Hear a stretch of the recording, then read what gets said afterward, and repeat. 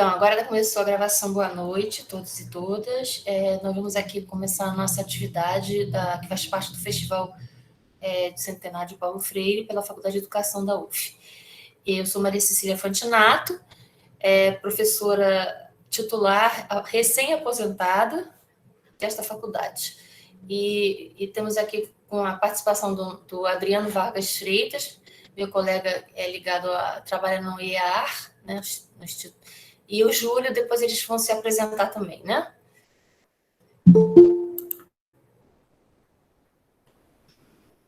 Adriano, então vai começar uma apresentação de slides, né, Adriano? E a gente vai proceder nessas introduções da nossa mesa hoje de debate. Aí, Cecília, se por acaso travar meus slides, você me avisa, tá? Você me dá um toque. Tá bom, porque... vou deixar. Tá? Por favor. Boa noite a todos. Vou começar a apresentar aqui.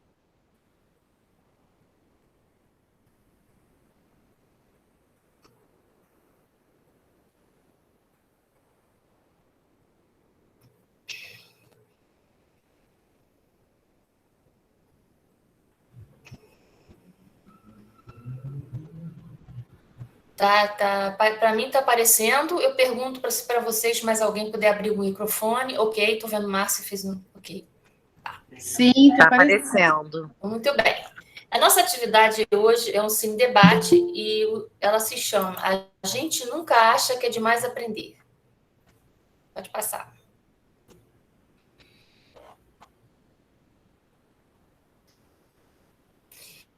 A organização do Festival Paulo Freire, 100 anos de luta e esperança, gostaria de se dirigir à comunidade surda para justificar e se desculpar pela ausência de intérprete de Libras nesse evento.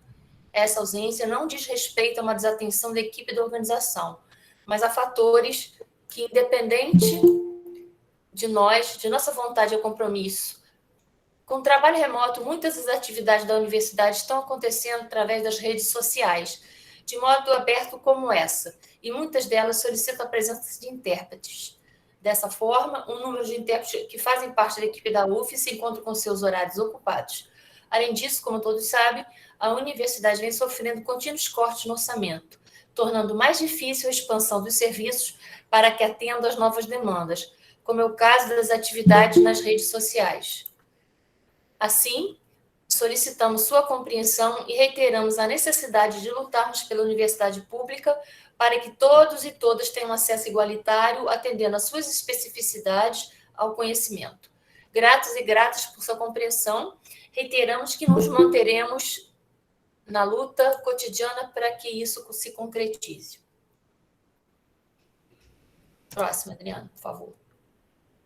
Então, esse aqui é nosso cine debate, o título, e aqui nós vamos fazer uma autodescrição dos organizadores. Eu sou Maria Cecília Fantinato, sou uma mulher branca, de 60 anos, tenho cabelos castanhos que estão presos e uso óculos, e estou com uma blusa roxa. Bom, eu sou Adriano Vargas Freitas, sou homem, branco, eu tenho cabelos e barba grisalhos, estou usando uma camisa preta e uso óculos. Meu nome é Júlio César de Moura Dias, tenho 50 anos, embora não pareça, estou usando não tenho cabelo e tenho uma barba branca. Estou usando uma camiseta branca, cinza e com as mangas pretas.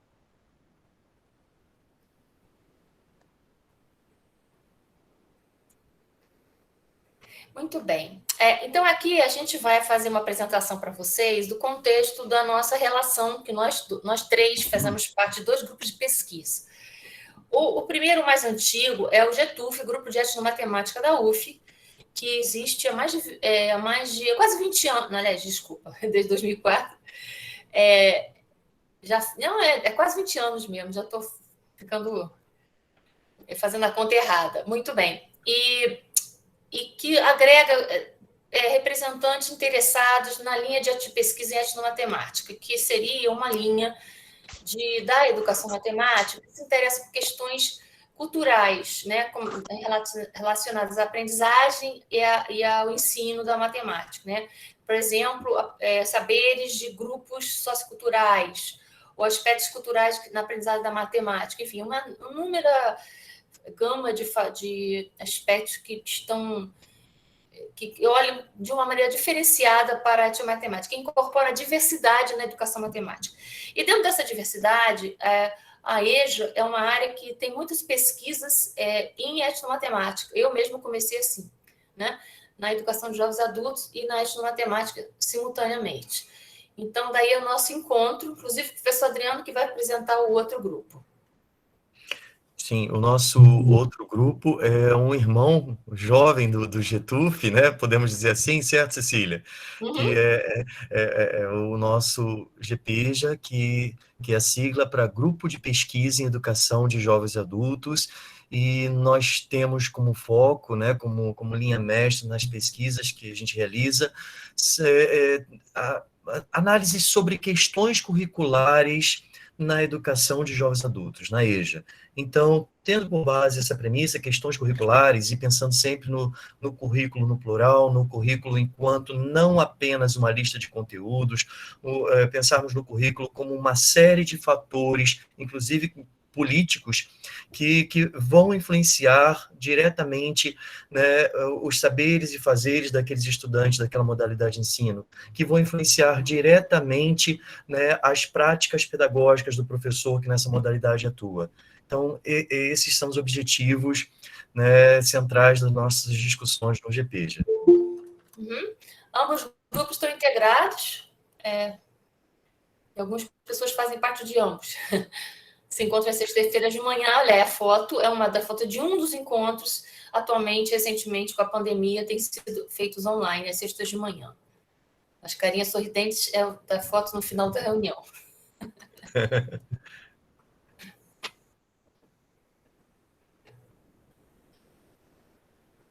Bom, acho que agora é com você, né, Adriano?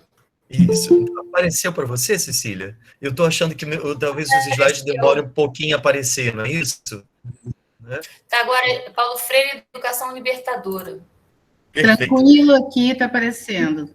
Então, ótimo, obrigado. Eu estou percebendo que a minha internet está um pouquinho lenta, então, de repente, pode ser que demore um pouquinho a aparecer, e qualquer coisa vocês nos ajudem, por favor. E, aliás, aproveitar para falar assim, que eu acho que a gente tem que se manter mesmo com o microfone fechado, porque são muitas pessoas nessa sala, mas se eventualmente vocês quiserem falar alguma coisa, aí vocês abram o microfone. Tá? Agradecemos. E pode levantar a mãozinha, certo, Cecília, também? Então, nesse momento a gente está fazendo uma apresentação inicial de algumas bases e contexto de uma pesquisa que vai estar relacionada à pesquisa do Júlio, ele vai falar, e depois a gente vai para o debate. Aí no debate, eu volto a falar, eu vou coordenar essa dinâmica e vai ser pela mãozinha levantada, mas eu volto a explicar. Uma coisa que as pessoas perguntam, Adriano, não sei se ainda é o momento, mas se já quiser botar, nós vamos fazer a certificação da participação colocando um formulário Google Forms através de um link no chat. Então, vocês, durante a apresentação, a gente vai botar no início e vai botar depois de novo, tá? Vocês cliquem lá e preencham o formulário e enviem, que depois essa sua certificação vai ser recebida por aí, por esse caminho. Perfeito. E como a professora Cecília acabou de comentar com vocês, nós preparamos aqui algumas coisas para fomentar, ajudar a fomentar esse nosso debate que vai acontecer após a exibição. A gente pensou nos seguintes momentos. A gente começa primeiro batendo um papo a respeito, né, desse nosso homenageado, o nosso grande, ilustre professor Paulo Freire. Em seguida, a gente conversa sobre a influência da proposta de educação libertadora de Freire sobre educação de jovens adultos. A gente segue destacando alguns pontos centrais da EJA no nosso país, o Júlio vai nos apresentar aqui alguns pontos básicos que relacionam a construção desse vídeo que vai ser apresentado. Vamos assistir o vídeo em seguida e depois abrimos para o debate. Mas para dar um pontapé inicial, a nossa proposta aqui seria contar com a colaboração de vocês. Nós vamos utilizar uma ferramenta que nos foi apresentada pela professora Andrea Tis, talvez ela esteja até aqui também participando, foi ela que nos apresentou uma ferramenta. Ela está aqui, né? Então, ela, depois que nos apresentou, a gente passou a utilizar em diversos eventos, porque é uma possibilidade já da gente iniciar, digamos assim, algumas análises sobre algumas questões. No caso aqui, a gente tem uma pergunta para vocês. Quando se fala de Paulo Freire, quando se fala de educação libertadora, o que vem à mente para vocês? O que vocês pensam? E a gente gostaria que vocês participassem dessa atividade da seguinte maneira. Eu vou colocar esse link que está aqui embaixo, né, onde está aqui meu cursor, esse link que vocês vão clicar, vocês vão abrir um aplicativo, e ali vocês vão colocar 3 palavras que sirvam, na opinião de vocês, de resposta para essa pergunta aqui. Paulo Freire, o que vem à mente ao pensar em Paulo Freire? Educação libertadora? Né? O que vem à mente quando a gente pensa sobre isso? Então, eu vou parar de apresentar aqui para poder colocar o link para vocês e nós vamos acompanhar juntos a construção de uma nuvem de palavras. Só um segundinho, estou copiando.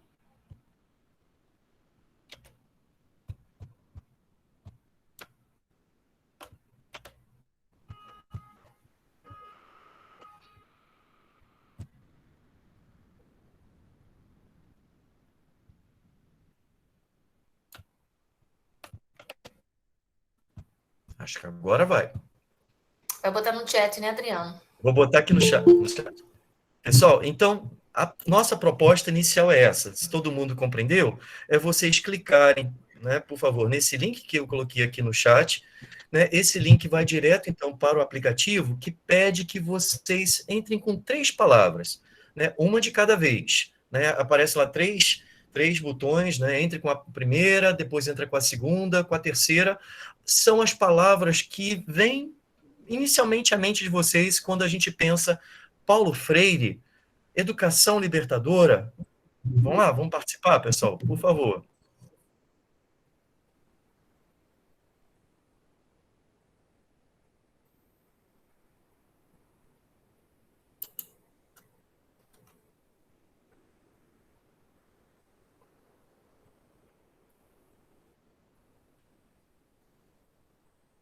Eu vou compartilhar aqui com vocês a nossa nuvem que está começando a se formar.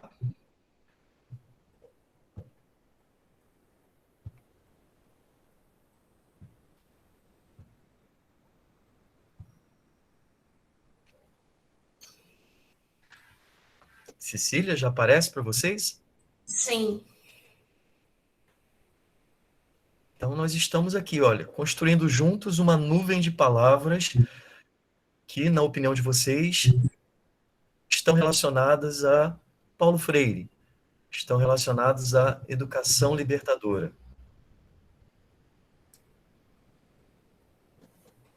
Nós somos, eu tinha visto, acho que cerca de 50, 13 pessoas aqui já participaram. Alguém não entendeu a dinâmica, pessoal? Pode abrir o microfone, tá?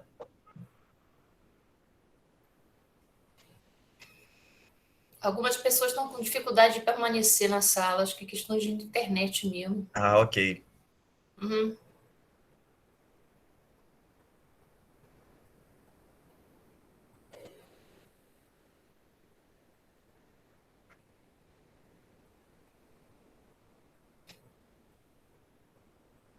Chegamos a 20 participações aqui já.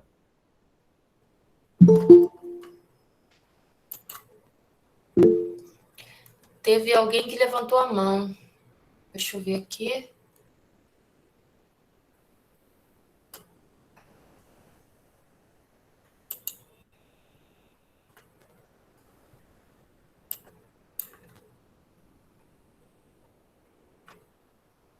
Eu não tô. Naquela hora eu consegui. Deve ser porque você está apresentando, né, Adriano? Não estou conseguindo ver quem levantou a mão. Então, quem levantou a mão pode falar direto, por favor? Porque eu só vi que levantou.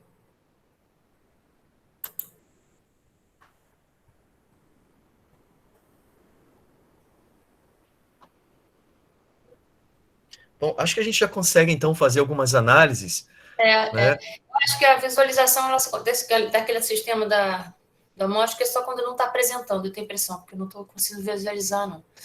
Acho que sim. Quantas pessoas temos? 31? Nós já temos 32, 33 e Uhum. subindo. Tá ficando bonito. Está ficando cada vez mais bonito. Eu chamo a atenção que, se eu já estou pegando uma carona aqui, que liberdade era a maior de todas, agora a educação está disputando. Estão do mesmo tamanho. Bom, então a professora Cecília já começou a fazer esse destaque, eu acho que é importante, para lembrar o seguinte, para quem nunca viu uma nuvem de palavras, inclusive se a Andréia, que já está aqui conosco, se você quiser falar também, vai ser muito legal, né, comentar sobre a nuvem de palavras. Então ela pode comentar, ela está, inclusive botou no chat. Fala aí, Andréia. Sim, Andréia, fala aqui conosco, por favor. Oi, pessoal, boa noite. Boa noite. Como uma boa estudante, eu também aprendi essa nuvem de palavras em outra palestra, com o professor Mariano Pimentel, lá da Unirio. E comecei a usar, porque eu acho uma forma muito bacana da gente interagir, já que estamos no momento remoto, né? E é isso, a nuvem de palavras conta as maiores frequências. Então, as palavras mais frequentes aparecem em tamanho maior, e as cores também dão um destaque, né? Então, a gente pode ver nessa nuvem que realmente educação, liberdade, amor, transformação são as palavras que estão mais, que foram mais digitadas, né? Que têm a maior frequência. Obrigado, Andréia. Exatamente, né? Transformação, amor, educação, liberdade, mas é interessante a gente verificar que essas são as centrais, as que receberam as maiores frequências, como a Andréia acabou de falar, mas é interessante lembrar que tem uma série de outras ali que estão permeadas, e a gente sabe que, de fato, elas permeiam a proposta de educação libertadora, né, como política, como sujeito, autonomia, acolhimento, esperança, respeito, diálogo, né, conscientização, consciência crítica. Emancipação, está bem ali. Emancipação, Do nossa, lado de esperança. Verdade, está logo aqui, né? É verdade. E muitas outras que todas têm a ver, de fato, com a proposta, vou voltar aqui para o slide, com a nossa proposta relacionada à educação libertadora. Porque, para Paulo Freire, a educação libertadora ela faz com que as pessoas, né, que os indivíduos deixem de ser o que são, como nós colocamos aqui nesse slide, para serem mais conscientes, mais livres, mais humanas.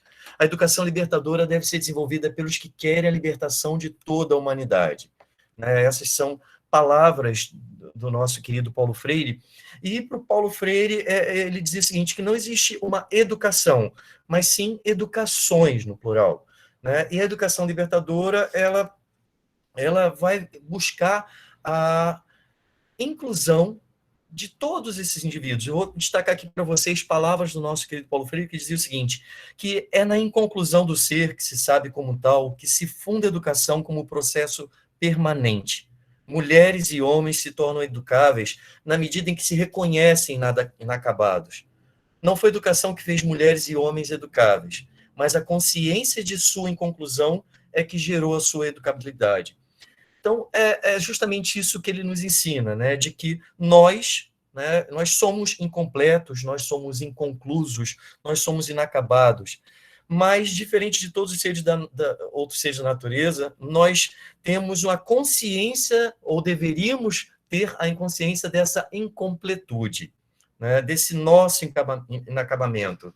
Né? E é claro que, ao falarmos disso, isso nos leva diretamente ao foco também desse nosso debate, que é a percepção do quanto de que essa proposta de educação libertadora, ela é importante ao falarmos da educação de jovens e adultos. E aí eu vou convidar vocês a fazer mais umazinha, essa aqui é a nossa última nuvem de palavras, essa aqui eu queria que agora vocês pensassem o seguinte, vimos então na anterior sobre educação libertadora, vamos pensar agora na educação de jovens e adultos?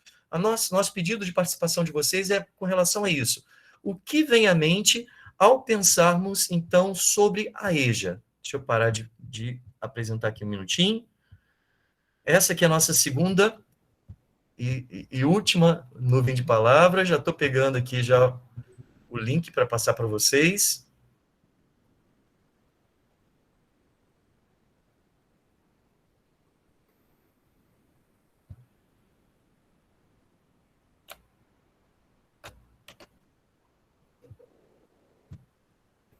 Bom, está agora, então, aqui já no chat, o nosso segundo link da segunda nuvem de palavras. E a pergunta para vocês agora é essa. Ao pensarmos sobre a EJA, ao pensarmos sobre educação de jovens adultos, o que vem à mente de vocês?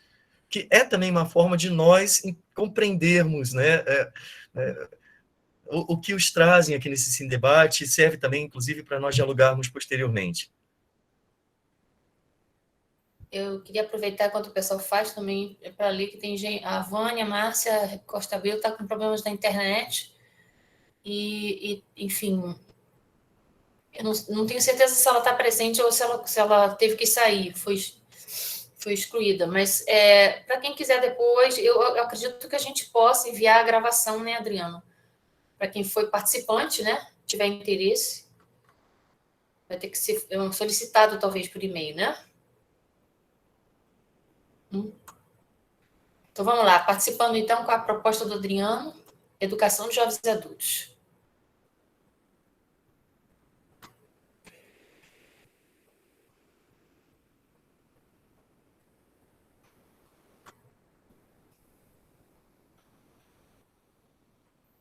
Está ficando linda a nossa nuvem de palavras. Já apresento aqui para vocês. Já temos 18 participações.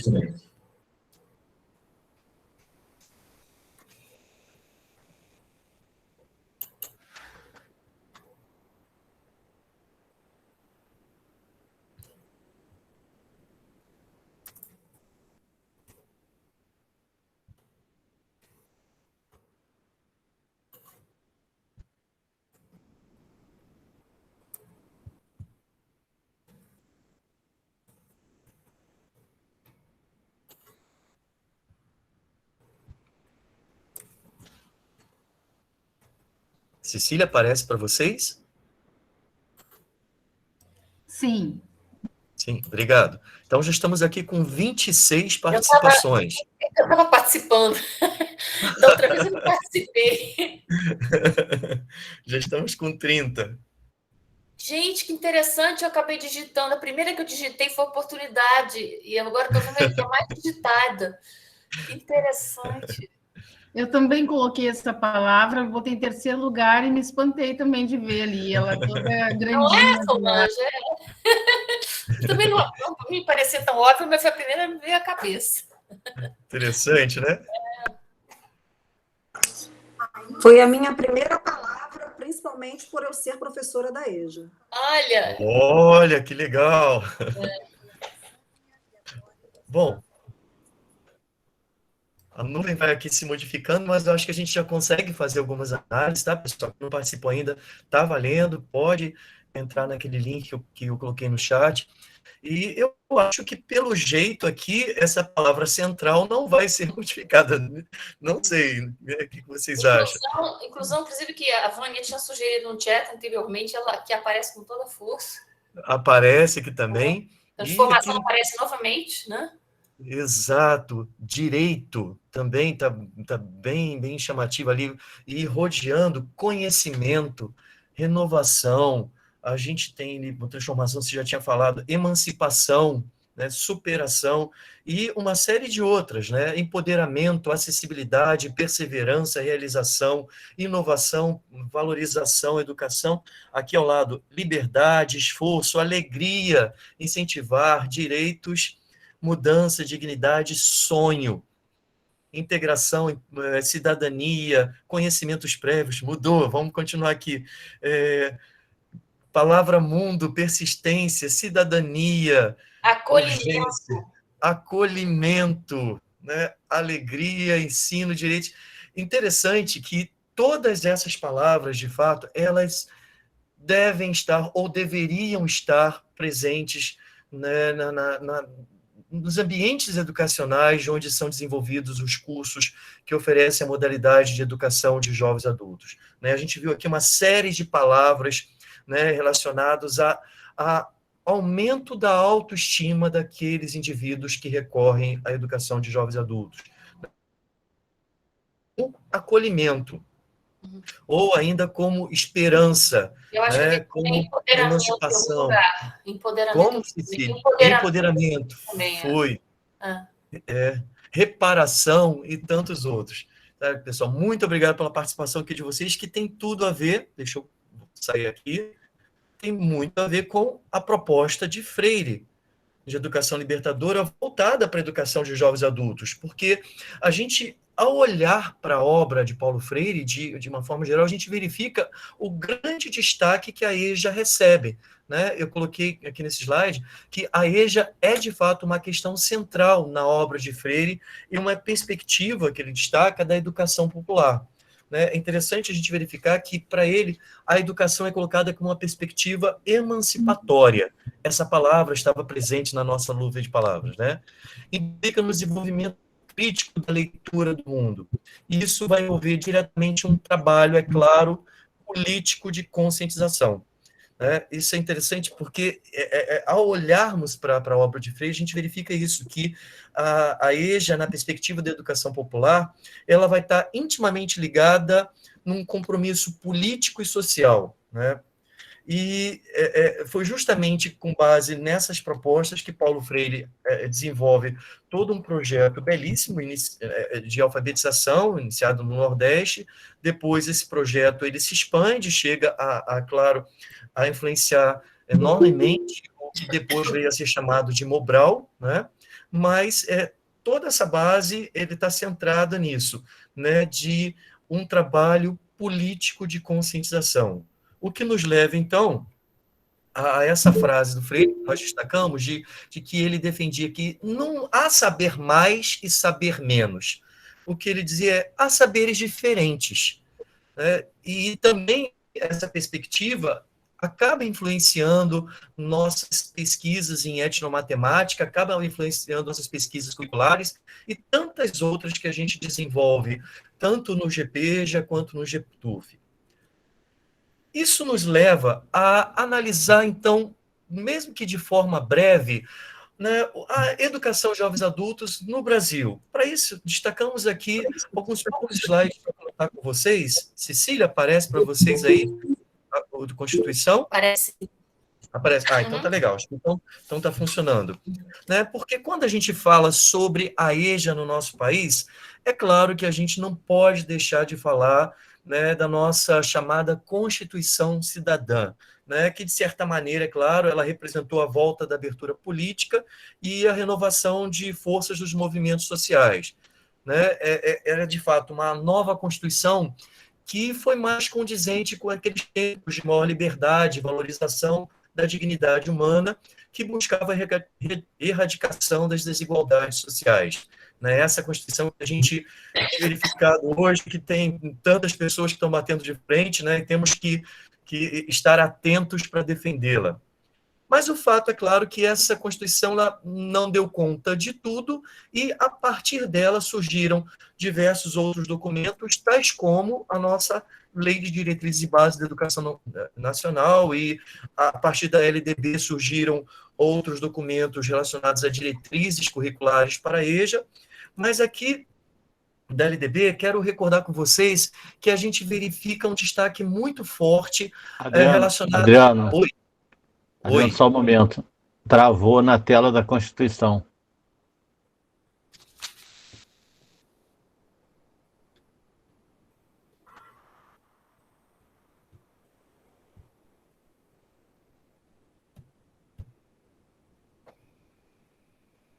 Então, vamos lá. É a internet, eu vou parar e vou começar de novo. E se por acaso der continuar esse problema aí, o Júlio que vai passar a apresentar. Você quer tentar, Júlio? Posso tentar aqui, peraí. Enquanto o Júlio tenta, Adriano, que tal você colocar já pela primeira vez o formulário para a inscrição da Vou fazer certificação. isso. Perfeito, perfeito.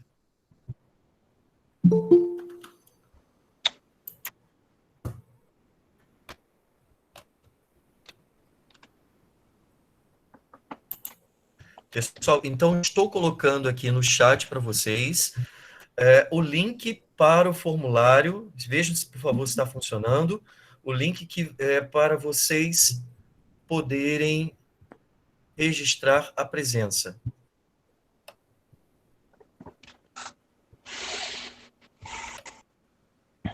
Adriano, boa noite. Quem já fez não precisa preencher novamente, não, né? Não, é o link para a presença. Ah, tá, é outra coisa. Tá ok. Eu acho que é a primeira vez que ele coloca, Dijane. Tá É bom. porque Você- a presença é para cada Olha só, atividade. o link tá dando inválido. Pode verificar esse novo que eu coloquei, por favor? Gente, olha só, porque vocês fizeram essa inscrição.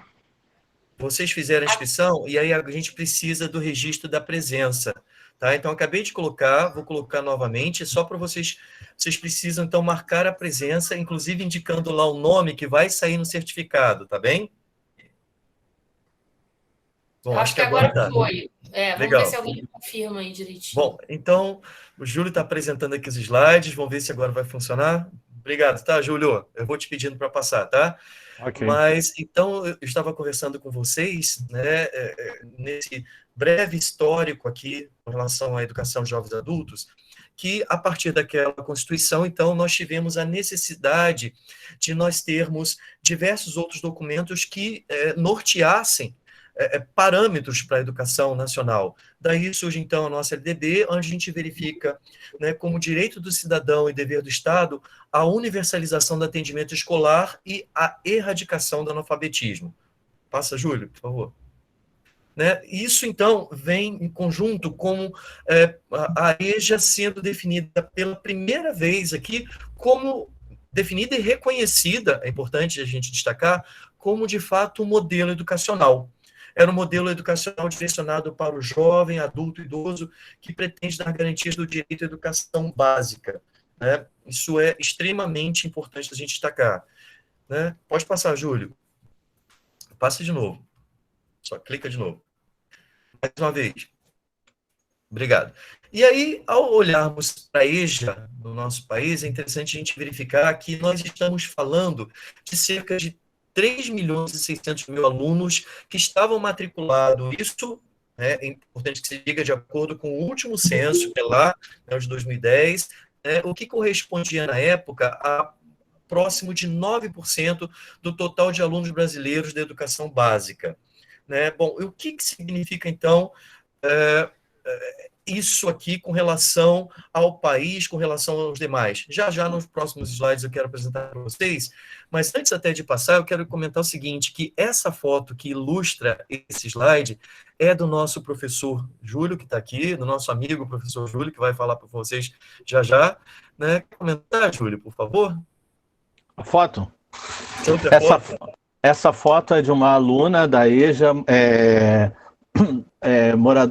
mora no acampamento do MST, em Macaé, Dona Denira, e é uma foto dela escrevendo no quadro. Eu acho essa foto muito bonita, assim, porque ela está de uniforme. É interessante essa turma, as pessoas reivindicarem fazer parte da escola, então eles fazem questão de usar uniforme, mesmo por baixo do vestidinho ali enfim. E essa foto fez parte do nosso primeiro curta documentário, que inclusive essa senhora deu o nome, que é Uma Vontade que eu tinha de vencer e ninguém tirou. Está disponível no YouTube aí para quem quiser ver. Depois a gente pode até colocar o link aqui também, né? Obrigado, Júlio. Valeu. É isso aí. Então, estamos falando da Dona Denira, estamos falando de diversos outros, né, estudantes da EJA, né, mas também estamos falando aqui, nesse slide, também de uma parcela significativa ainda, que a gente percebe de brasileiros que não ainda chegaram à EJA. Né? Nós ainda contávamos no ano de 2010 com cerca de 14 milhões de brasileiros analfabetos. Passa, Júlio, por favor. Pode ir passando. Pode, isso. Mais um. Bom, mais um. Nesse slide aqui, também a título de observação, que também ajuda a nós pensarmos a respeito da EJA, o que nós estamos apresentando são as porcentagens, né, obtidas desses diferentes censos, né, desde 1940, onde a gente tinha cerca de 56% da população analfabeta, né, a gente chega lá entre 60 e 70, onde Paulo Freire começa a implementar suas propostas, aí a gente tinha algo quase próximo de entre 40% e 30%, e a gente chegou no último censo, que a gente tem registrado em 2010, com 9,6% da população brasileira analfabeta. E é interessante destacar que aqui eles consideraram como analfabeto aquele que não era capaz de ler nem de escrever um bilhete simples. Júlio? Pode.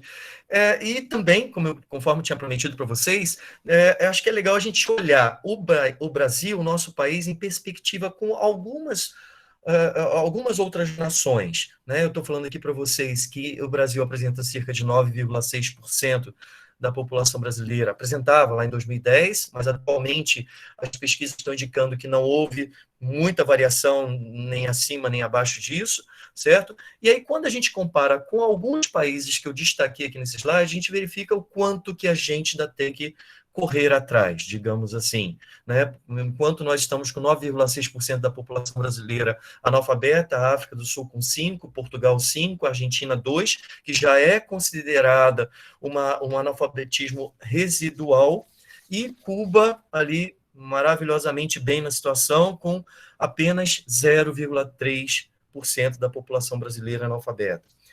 E é só interessante destacar que, para a Unesco, mesmo esse analfabetismo residual, isso deve ser levado em consideração, né? Isso também deve fazer parte das preocupações relacionadas a políticas públicas educacionais desses países. Júlio? Pode clicar, Júlio. Clicar 4 vezes, só para aparecer mais uma, só aparecer que eu ia explicar uma de cada vez, mas, né, colocamos aqui nesse slide, e eu vou falar brevemente, depois a gente até dialoga a respeito, sobre algumas problemáticas que a gente tem considerado assim como mais atuais, embora algumas não sejam tão recentes assim, relacionadas à educação de jovens adultos. Nós colocamos ali 4 delas, a lista poderia ser muito, muito grande, mas destacamos 4. A primeira delas é a nossa percepção, e a gente tem verificado isso também como resultados de pesquisa, de que há um crescente processo de juvenilização nas salas de aula da EJA. Né? Isso é claro que a gente verifica que acontece muito nos municípios e nos estados, com a intenção de diminuírem os índices de extorsão em idade série, acabam, de certa maneira, expulsando os alunos da educação dita regular e convidando-os, convidando, entre aspas, né, a adentrarem os cursos da EJA. Como segunda problemática aqui que nós colocamos, é uma percepção também que a gente tem acompanhado de um processo crescente de nucleação das escolas da EJA, né, que a gente verifica que há uma diminuição de escolas que têm oferecido esses cursos nessa modalidade, né? E o que nos leva também a uma outra problemática, que os municípios e estados estão diminuindo as escolas que oferecem modalidade EJA e oferecendo cada vez mais a educação de jovens adultos na modalidade EAD. E, junto com tudo isso, que a gente tem acompanhado também, é uma certa, vamos dizer assim, uma correria para que os municípios e os estados implementem o que eles chamam de novos currículos, tendo por base a BNCC. Mesmo que a gente saiba que a BNCC ela não é voltada especificamente para a EJA, nós temos acompanhado de que ela, sim, ela tem influenciado diretamente essas políticas curriculares. Júlio? Bom, ao falarmos dos estudantes que estão na EJA, o que nós colocamos aqui é o que a gente pode destacar como pelo menos uma das características principais, né, características predominantes, porque é uma sala de aula muito diversa, né, é uma sala de aula que convive com em todo tipo de alunado, mas existe uma característica que costuma aparecer em diversas pesquisas que a gente relaciona à EJA, que é a questão justamente dessa diversidade, que é a marca dos sujeitos estudantes da EJA, assim como as suas trajetórias escolares descontínuas. Júlio?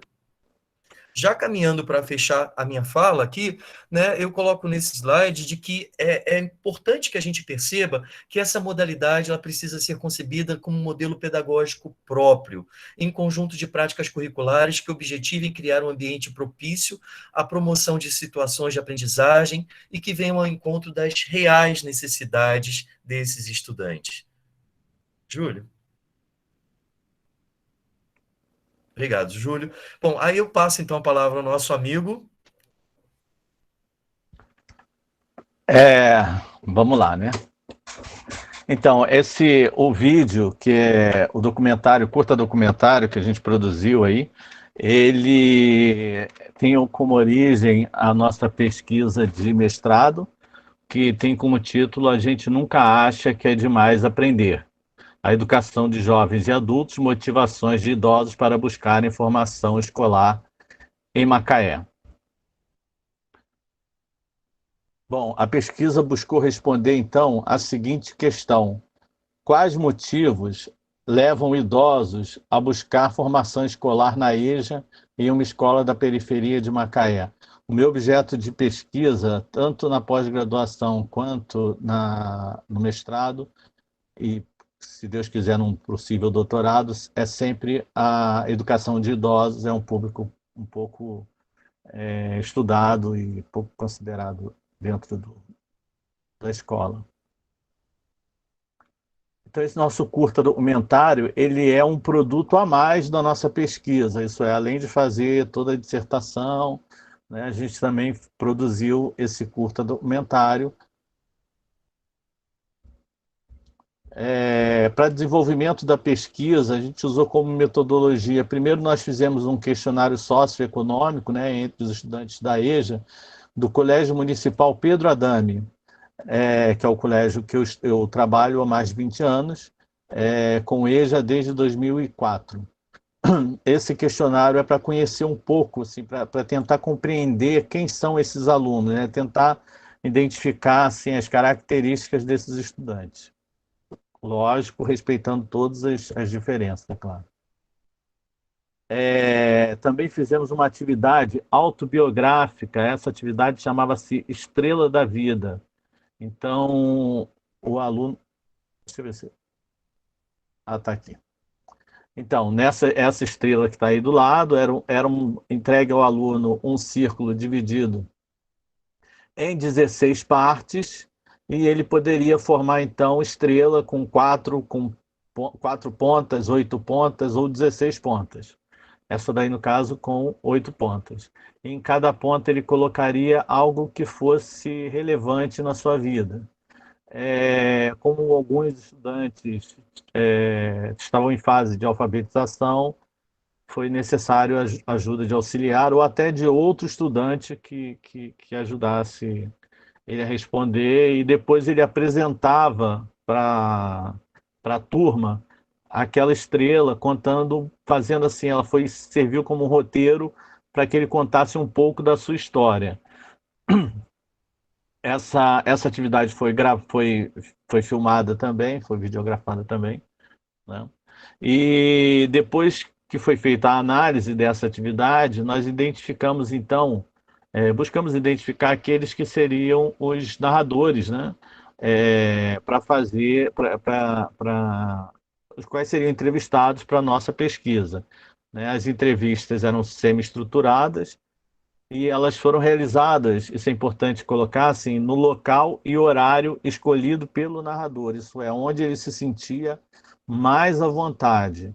Isso, para quem está filmando, para quem está na produção, isso complica muito, porque às vezes tem problema de som, de luz, enfim, de estrutura, ainda mais a gente que é pobrezinho e tem um material muito pouquinho. Mas para o narrador, e que é mais importante é ouvir o que a pessoa vai falar, é muito importante porque ela se sente mais à vontade, ela está num ambiente conhecido dela, mais tranquilo. Bom, nosso narrador e narradoras, seu Carlos Astilho, Dona Amélia e Dona Janete. Seu Carlos tem 60 anos, estava no 6º ano. Dona Amélia tem 74 anos. Ela foi sofrendo aprovações automáticas e aí ela estava no 1º ano do ensino médio, mas ela está em fase de alfabetização ainda. Dona Janete tinha 62 anos e concluiu o 3º ano do ensino médio. Toda a pesquisa se baseou na perspectiva do estudante idoso, né? Então, sempre a gente buscava mais ouvir do que falar, né? E tentar buscar aquilo que ele queria, o que motivou ele a buscar formação escolar. Bom, seu Carlos deu o título da pesquisa e do vídeo, do documentário. A gente nunca acha que é demais aprender. Perguntei para o seu Carlos, por que o senhor está na escola? Por que o senhor vem à escola todo dia? E ele respondeu, isso numa conversa mais solta, ele respondeu, a gente nunca acha que é demais aprender. E isso foi uma frase muito forte, assim, a gente analisou essa frase como uma frase muito potente. E se você pensar nos dias de hoje, né, quando as pessoas existe uma certa arrogância de ideias que não são comprovadas e remédios que não são eficazes e que se caem na defesa. Então, se você ouve uma pessoa simples que mal sabe ler dizer isso, que já tem sua vida praticamente definida, já está aposentado, seus filhos estão criados, ele vai e te diz, a gente nunca acha que é demais aprender. Então, isso tem um impacto muito forte. E é isso que deu nome, a gente então optou por colocar esse título no filme. Nas entrevistas, nós encontramos, né, identificamos essas categorias que foram destacadas então na pesquisa, na dissertação. A questão de gênero, né? Por exemplo, Dona Amélia, depois vocês vão ver no vídeo, né, ela não pôde estudar porque ela era mulher, os irmãos puderam, ela não. A questão todas essas categorias estão presentes em todos os 3, tá? Mas eu vou apontar um ou outro aqui de vez em quando para poder, só para ilustrar. A questão do trabalho, né? Dona Janete, durante a infância, ela praticamente era um trabalho análogo à escravidão, ela não pôde estudar porque ela tinha que trabalhar. A busca pelo conhecimento, né? Seu Carlos fala isso no título que ele deu. A questão de incentivo, a importância de ter alguém que vá com eles à escola, que os leve, que os direcione, né? E outro ponto que aparece às vezes de forma positiva, às vezes de forma negativa, é a relação intergeracional, como a Adriana apontou antes, a questão da juvenização da EJA. Então, dentro de uma mesma sala, tem pessoas com 74 anos e tem jovens de 16. Então, para concluindo aqui da nossa pesquisa, na conclusão, né, quais motivos levaram os idosos a buscar formação escolar na EJA, numa escola periferia de Macaé? Era a pergunta, né? Então, qual que a gente encontrou como resposta foi um incentivo à companhia de outra pessoa para retomar os estudos. Isso é importante, fazer um convite, ir lá buscar, ir na escola, tanto que depois a gente não colocou aqui, mas é feita uma campanha anualmente convidando as pessoas para se matricularem na EJA. Antes da pandemia, esse convite era pessoal, a gente andava na rua convidando as pessoas. Hoje é feito pela internet, através de WhatsApp, etc. Esse ano a gente colocou os ex-alunos para convidar as pessoas a se matricular, e a gente teve um sucesso muito grande, assim, foi bem bacana. Uma coisa que também é muito importante, mas nem sempre é possível, encontrar uma escola que ofereça a EJA, e que atendesse a necessidade do estudante, e não o contrário. Isso é muito comum você ver a escola oferece um negócio, um formato de educação ou um horário específico e o aluno tem que se adaptar o que a escola está oferecendo.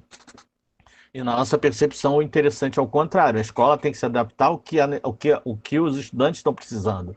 Então, se o estudante precisa que tenha uma turma noturna para que ele possa trabalhar de dia, estudar à noite, na EJA, não adianta a escola oferecer uma turma no matutino ou enfim, durante o dia, né? A vontade de aprender também surpreendeu, né? A grande vontade de querer aprender sempre mais, né? Uma gana de querer conhecimento e até ter certo orgulho, de se orgulhar disso, né? Aí isso aqui é interessante, né? Ter o contato ou ter ausência do contato com os alunos mais jovens. Aconteciam as duas coisas, né? A gente queria ir para a escola para ter contato com o aluno mais jovem e os que queriam ir à noite, porque de noite não tinha alunos mais jovens, eram mais velhos um pouco, então, para poder se separar um pouco dos adolescentes.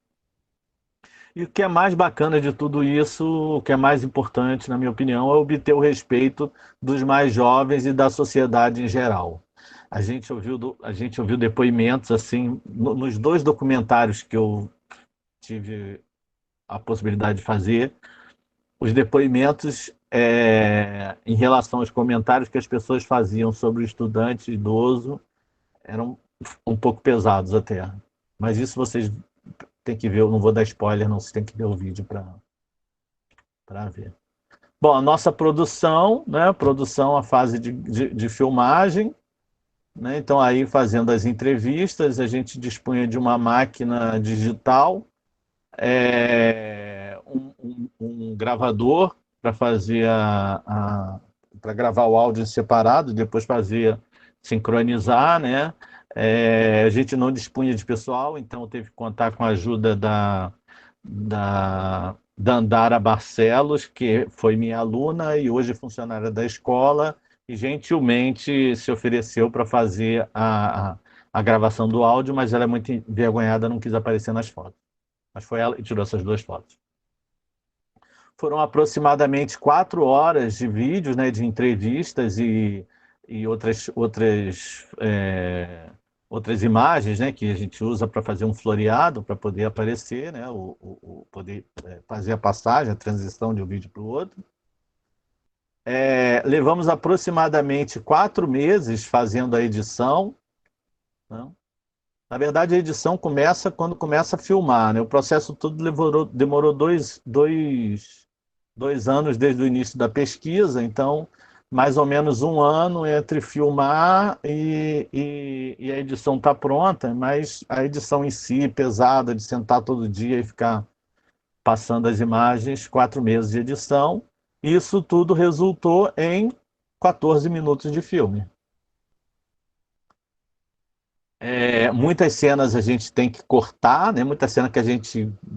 É um processo muito difícil para quem para quem está participando do processo muito ativamente. É muito doloroso ter que tirar um pedaço, mas às vezes por conta de fazer de montar a narrativa perfeita, de montar a edição de forma que não fique monótono e tudo isso, a gente tem que tirar enfim.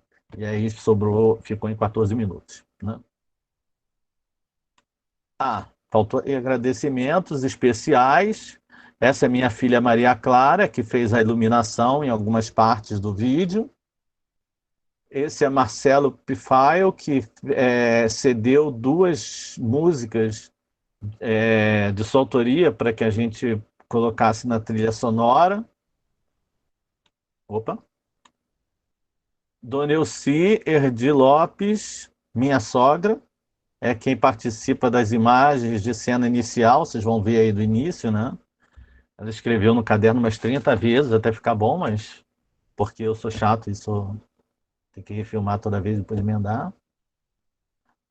Um agradecimento assim, muito, muito especial para Léa Garcia, uma atriz consagrada, assim, uma pessoa de uma gentileza, de uma humildade e que se propôs a gravar os áudios, a narração, fazer a narração para a gente e que com certeza colocou em outro patamar o documentário, né? Assim, meus muito agradecimento. Hoje ela iria até participar, mas ela está se preparando para uma gravação de um filme que ela está fazendo e não pôde participar hoje.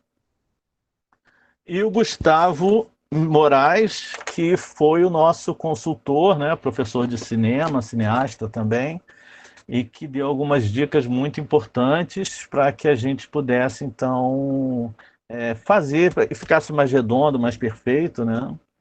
E eu vou deixar aqui, embora ele não queira, vou deixar um agradecimento também aqui ao Adriano Vargas, que me ajudou também, e com um olhar muito especial, não só na orientação da dissertação, mas com a questão até do roteiro do vídeo, que foi fundamental. É isso, eu acho. Obrigado, Júlio. Então, esse é o último slide. Obrigado, Júlio. Obrigado também.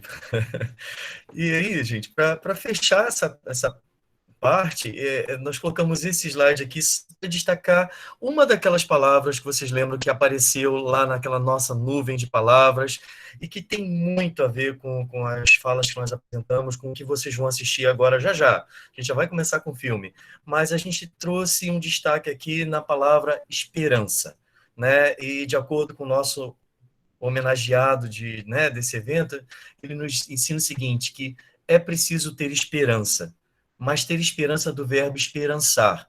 Porque tem gente que tem esperança do verbo esperar. Esperança do verbo esperar não é esperança, é espera. Esperançar é se levantar. Esperançar é ir atrás. Esperançar é construir. Esperançar é não desistir. Esperançar é levar adiante. Esperançar é juntar-se com outros para fazer de outro modo. E a gente termina essa parte aqui justamente com essa mensagem do Freire para falar o seguinte, que a gente ao olhar para a EJA, ao trazer esse destaque, ao propor esse evento, ao estarmos reunidos aqui, eu acho que estamos muito aqui próximo do que ele nos sugere, né? Nós estamos esperançosos, né, de melhorias, mas esperançosos de buscarmos fazer de outro modo, né, esperançosos de agir, né? Bom, acho que com isso a gente pode partir para o vídeo. Cecília, quer comentar alguma coisa?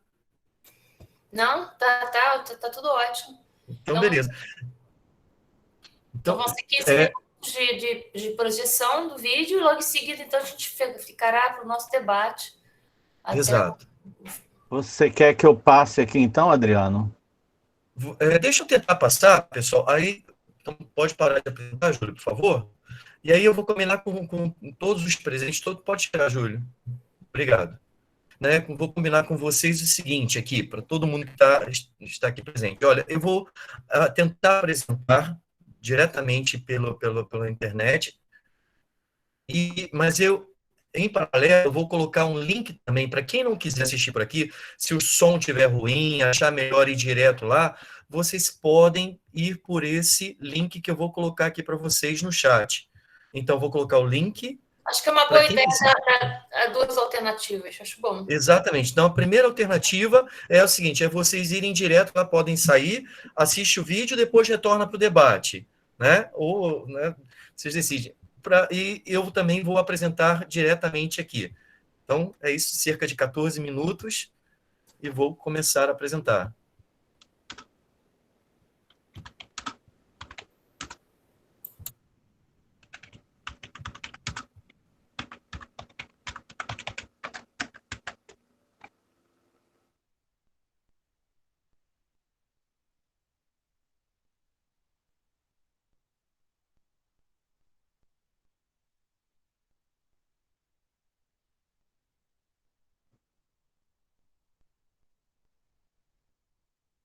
Adriano, deixa eu apresentar por aqui, porque eu vou pelo YouTube.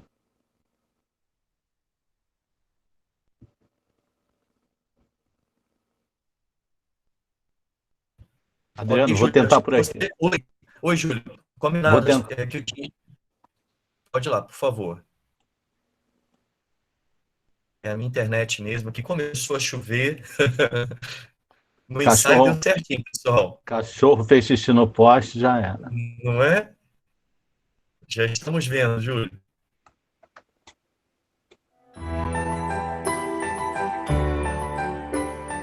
A educação, direito de todos e dever do Estado e da família, será promovida e incentivada com a colaboração da sociedade, visando ao pleno desenvolvimento da pessoa, seu preparo para o exercício da cidadania e sua qualificação para o trabalho.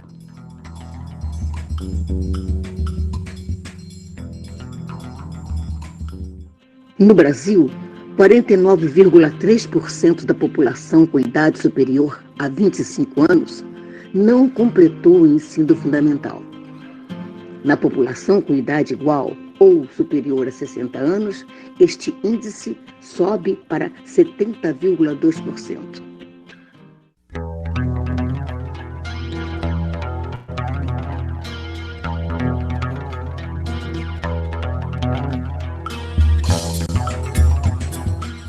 Mulher de força e coragem, trabalhou desde cedo na lavoura de café. Deu duro, não teve medo, mas a escola ficou distante. Tinha enxada como seu brinquedo. A vizinha ali, ó, vizinha ali do lado ali, falava assim, vai estudar, é muito bom estudar. E ela é professora, né? Ela é professora, né? Mas falava com a gente, estudar é bom, vai estudar assim, quer dizer, a senhora culpa a mente. Chega lá, só conversa com um, conversa com outro, fica sozinho de casa aí, vai pra lá. Aí me animou, eu fui lá, matriculei. Ainda falei com ela assim, eu não sei assinar meu nome não. Aí ela falou, não tem problema não, só a ficha aqui. Aí eu fichei, aí no outro dia eu arrumei e fui. Aprendi nada não, mas vamos aprender, Deus quiser. Aqui você não entra, da sua escola ouviu. Foi então para o trabalho, e sua falta sentiu. Quando chegou o convite, o agarrou e não fugiu. Eu e o Zé Luiz e o Pastor Nel, nós já tínhamos combinado há muito tempo, há uns 5 anos atrás. Nós estávamos querendo pagar, não tem uma professora para dar aula particular para nós lá na casa do pastor. Aí foi quando eu encontrei uma pessoa, um cidadão e uma menina que trabalha aqui no colégio, uma moreninha. Encontrei com eles ali na mercearia ali. Aí eles perguntou assim, o senhor não quer voltar a estudar, não? Aí eu peguei, conversei com o pastor Nel e o irmão Zé Luiz. Falei assim, olha, está tendo uma matrícula lá, vocês estavam aqui, nós estávamos querendo reunir para nós estudar, então vai ser uma oportunidade. Aí foi aonde que nós fizemos uma matrícula para voltar a estudar.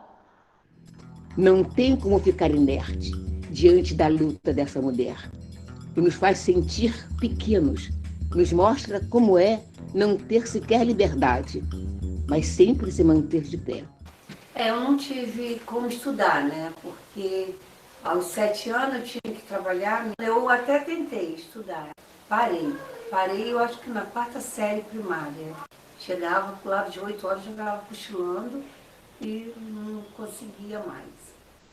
Com 19 anos, eu fiquei grávida da minha filha mais velha, né? Aí não tentei mais estudar. Voltei, fui começar a estudar agora com 57 anos. Minha irmã insistindo, volta. Falei, não tenho mais paciência, não tenho mais idade para estudar. Falou, não, tenta, vamos ali fazer a matrícula. Eu comecei a estudar, mas aí quando eu cheguei aos 12 anos, aos 13, ia passar da 3ª para a 4ª, mas aí eu era muito rebelde na escola. Aí a professora acabou me expulsando da escola. Nesse tempo meu pai já tinha morrido, né? Aí a minha mãe já não me dominava muito mais, aí eu acabei saindo da escola. Aí depois de muitos tempos, eles queriam que eu voltasse a estudar, mas eu já estava trabalhando com 15 anos já, aí eu não quis retornar à escola mais não. Aí eu retornei agora, com 59 anos. O pai dava serviço a gente, né? Mas a escola mesmo, para a gente estudar, a gente não podia ir. Porque meus irmãos que eram levados, eles iam, né? Mas as meninas não iam de jeito nenhum. Era muito longe. Aí, como de ditado, né? Fiquemos sem estudar mesmo. Porque só trabalhar mesmo. Trabalhávamos na roça. todo trabalhava na roça, apanhava café. Mas era bom. Era bom, porque, né, aprendeu a trabalhar, né? Eu entrei na casa dela com 7 anos, né? E lá ela pegou assim, como se fosse filha. Na verdade, não é, né? Elas falam assim, mas é só para explorar a gente mesmo. Eu era tudo, né? Eu era babá, eu ajudava ela a fazer costura, eu limpava a casa e fiquei ali até os 14 anos. E nunca recebia. Então eu vou embora. Só que eu tinha que pensar porque eu não tinha mais mãe. A minha mãe já tinha falecido. Então eu não tinha para onde ir. Então eu tive que pensar o que eu ia fazer. Mas mesmo assim eu me revoltei porque o marido dela me batia, o marido dela, sabe, me humilhava muito, me chamava de tudo quanto era nome. E aí aquilo foi me revoltando. Aí juntei minhas trouxas e saí, fui procurar serviço. Aí fui procurar serviço em outro lugar para poder ter meu salário. Porque lá no nosso lugar onde eu morava, lá era roça, só estudava até a 4ª série. Então minha família não incentivava para trabalhar, que eu estudasse. Porque não ia ter futuro nenhum, que eu estudando até a 4ª série e sair da escola. Inclusive minha mulher, que estudou junto comigo na mesma escola lá. Eu escrevia, mas eu comia muita letra. A letra que é para escrever de um jeito, eu escrevi de outro. Mas só que só ela, eu podia escrever o que fosse na carta. Lá na casa dela, só ela que entendia a minha letra. Na EJA, além de adultos, muitos adolescentes vêm. São muitas diferenças no trato que eles têm. Mas é preciso conviver e juntos aprender também. As crianças pegam palavrão lá, mas eu não gosto dessas coisas, né? Aí eu olhava assim, mas meu Deus do céu, que educação desses meninos, gente. Menino tem educação, não. Os jovens já têm uma certa dificuldade de respeitar a gente. Se você não tiver um grau de estudo mais ou menos, fica mais difícil ainda você ser respeitada lá fora. Aquela menina na cabeça da gente, falava em dar tiro nos outros, falava em matar os outros. Eu falei, meu Deus, o que é isso? Ele não dá pra mim, não. Igualzinho o que eu falo para eles aqui, para os jovens aqui, eles têm que dar muito valor no estudo, engrenar no estudo de seriedade. Porque se você quer ser chamado sim, senhor, vocês têm que estudar. Porque sem estudo, ninguém respeita ninguém, não. Só aumentam os problemas. Mas essa gente encara pouca escola, pouca vaga e a verba é coisa rara. Quando chega, é quase nada e a luta nunca para. Hoje, eu dou graças a Deus de eu estar conseguindo chegar até na escola. Mas quando eu comecei, foi muito difícil para mim. Quando acabou aqui um pouquinho, eles disseram para mim que não tinha como continuar aqui. Eu falei, poxa vida, eu quero continuar estudando, quero terminar meus estudos. Aí ela falou assim, olha, a senhora pode tentar vaga nas escolas de Macaé. Aí eu tentei, só tinha lá para o Letícia, parece que lá dos Cavaleiros. Aqui no centro não tinha. Aí eu peguei e perguntei para onde tinha. Ela falou, a senhora pode tentar na Serra. Aí eu fui até no Raul Veiga para ver se tinha. Só que tinha só de dia, o EJA de dia, de manhã, no caso. Aí eu falei, não, de manhã tem muito jovem, não vai dar certo. Aí ela falou assim, vê se tem em Trapiche. Aí eu fui em Trapiche. Só que na escola de Trapiche já tinha acabado também com o EJA, não estava mais fazendo, não tinha mais para adulto. Aí eu fui para Corvo do Ouro, lá em Corvo do Ouro eu consegui, né, lá no Pedro Adame, é onde eu estou até hoje. Só que para mim chegar no Pedro Adame, eu pego 3 ônibus todo santo dia. Mas é isso aí, a dificuldade é grande. Mas eu acho importante para a gente tentar terminar os estudos. Por quê? Porque é muito triste você ser uma pessoa assim, vamos supor, e uma idosa sem ter conhecimento de certas coisas. aquela escola que ele está ali, eu ajudei eles a fazer, porque eu cozinhava para eles trabalhar. Depois dali, eu fui para uma galera também trabalhar com eles. Eu não pude estudar por causa disso, só eu trabalhava lá nos Cavaleiros, né? Lá nos Cavaleiros. Aí, quando eu chegava às 7h pouca, não dava tempo de eu estudar. Minha filha depois falava, para de trabalhar, né? Para que trabalhar mais, né? Já cansei. Hoje, graças a Deus, eu já contribuo os 35 anos e já paguei o NPS com 35 anos, já estou aposentado, graças a Deus, continuo trabalhando. Está marcado para dia 10 de julho a formatura, né? Aí eu estou terminando o 3º ano, né, do ensino médio, e a minha intenção é continuar estudando. Se Deus me abençoar, eu creio que eu vou fazer uma faculdade. Tentar ter mais conhecimento nos estudos. Acho importante isso. O que eu quero concluir, até onde Deus me der força para poder estudar, eu vou estar firme. Se eu vou chegar a uma formatura, isso aí vai depender muito de mim. Se eu passar, se eu estudar e chegar no final, passar de ano, terminar meu estudo, o que eu vou fazer na vida? Passear. Não é isso? Não é isso? Passear, quer ficar dentro de casa também? Ficar dentro de casa fazendo o quê? Ficar velho lá para os cantos lá, né? Tem que passear mesmo. Eu gosto de passear.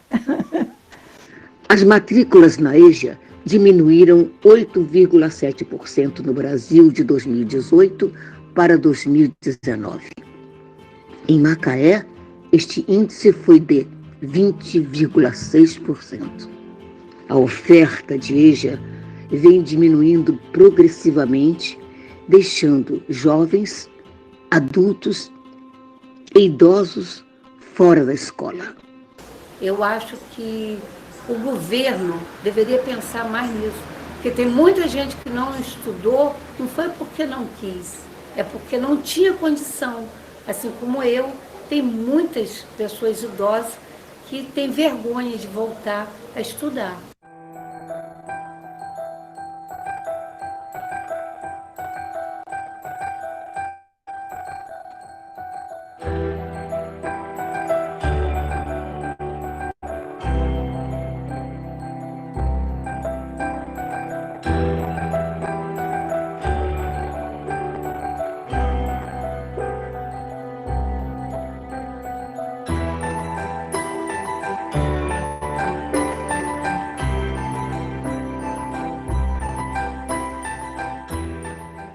Ninguém ignora tudo.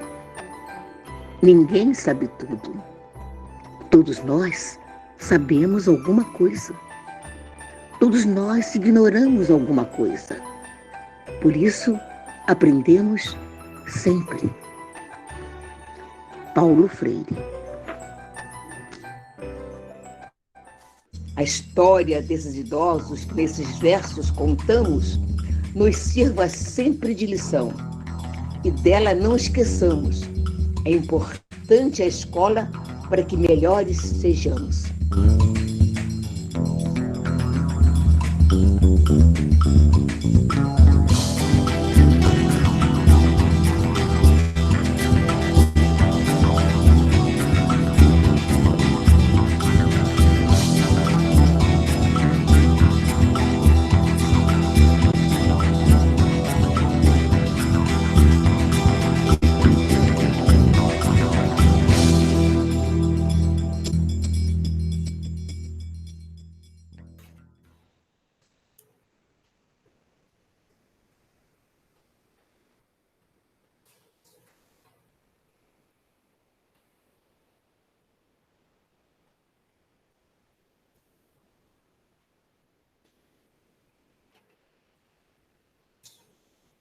Obrigado, Júlio. Parabéns, Júlio. Muito lindo. Já vi várias vezes, mas quando sempre me emocionando muito. Bonita. Bom demais, gente. Bom demais, parabéns. É emocionante. Então, Obrigado.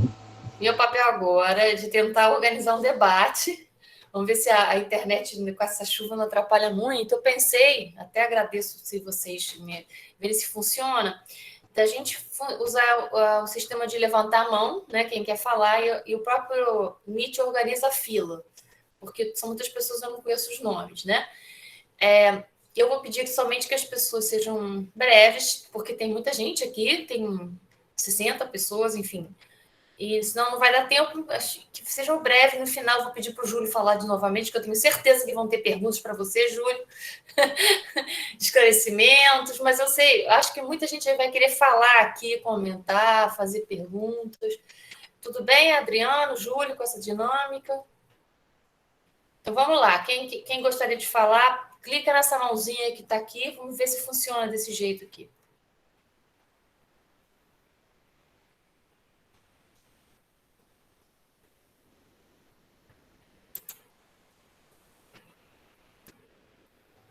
Enquanto o pessoal não leu. Solange levantou a mão. Solange levantou a mão. Então tá. Vamos lá. Então, Solange abriu a fila. Então, pode começar a Solange e aí depois quem for, né?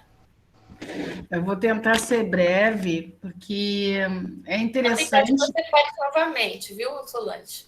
Como? Depois você pode falar novamente, se houver espaço para isso.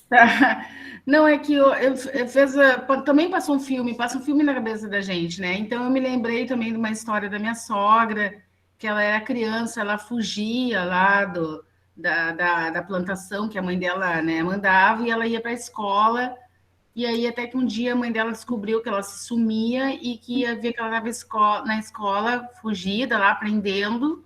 E a mãe dela chegou na frente dos alunos, né? Dos outros alunos, a professora puxou ela pelos cabelos e tirou ela da sala. E a minha sogra, e hoje é interessante estar lembrando disso, porque hoje, se ela estivesse viva, ela estaria de aniversário hoje. E sempre quando eu me lembro de EJA, eu me lembro da minha sogra. Da luta de uma menina, né? De querer se transformar, querer acreditar, vendo os outros aprender e querer saber o que essa gente está fazendo lá, o que essa gurizada da minha idade está fazendo lá e eu não estou. Né? Aqui todo mundo foi criança e sabe o que é adolescente. Então, essas oportunidades que nos dão, né? Ou que não dão, e que a gente fica a refletir. E o Adriano, o Júlio, principalmente, com esse trabalho maravilhoso, parabéns mais uma vez, fazer a gente se emocionar, e eu gostaria que todos esses políticos, ministros e governantes pudessem ver esse vídeo, mas não adianta só ver, tem que ser tocado o coração e fazer alguma coisa, né? É o esperançar no verbo freiriano, né? Enfim. E aí eu vejo, assim, que as lutas continuam, como diz o Adriano, a porcentagem mesmo de 2010, passando 10 anos, parece que mudou pouco, infelizmente. A nossa tendência, se fosse desenvolver a educação, era para diminuir a EJA. A tendência futuramente, se for para ser assim, vai ter que diminuir ou mudar totalmente, mas o que a gente tem visto é uma estagnação, ainda mais nesses últimos anos com a pandemia. Então, assim, não é questão de perguntar, é questão de somar bem pouquinho aquilo que vocês mostraram aí para nós. Obrigada de novo. Obrigada, Solange. Eu acho que a partir do momento que a pessoa abre o microfone, acho que já, no caso, é a Márcia a próxima. Primeiramente, eu gostaria de agradecer por esse espaço tão rico, por um público tão inviabilizado pelo poder público.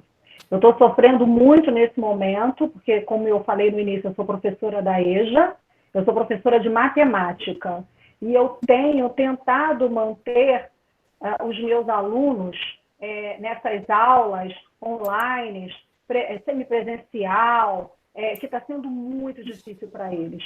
Até em questões não somente do material, mas da própria tecnologia. Eles não conseguem o domínio da tecnologia, o material impresso que eles pegam na escola, eles não são autodidatas, eles não conseguem entender esse material. Então, por muitas vezes, eles derrubam essas apostilas em branco. Quer dizer, eu estou passando por um momento muito difícil. Aí, hoje, eu vim assim, me revigorar com essa palestra, né? Ouvindo dos professores que também fazem um trabalho com a EJA. Aí gostaria de saber dos professores, como que eles estão vendo esse momento? O que nós vamos conseguir recolher de caquinhos dessa nossa EJA, que está passando por esse momento tão difícil, assim, que desde 2020 eles estão sem um retorno do aprendizado. Porque eu sou da Prefeitura de São Gonçalo, em São Gonçalo eles foram aprovados, todos aprovados de uma série para outra, independente.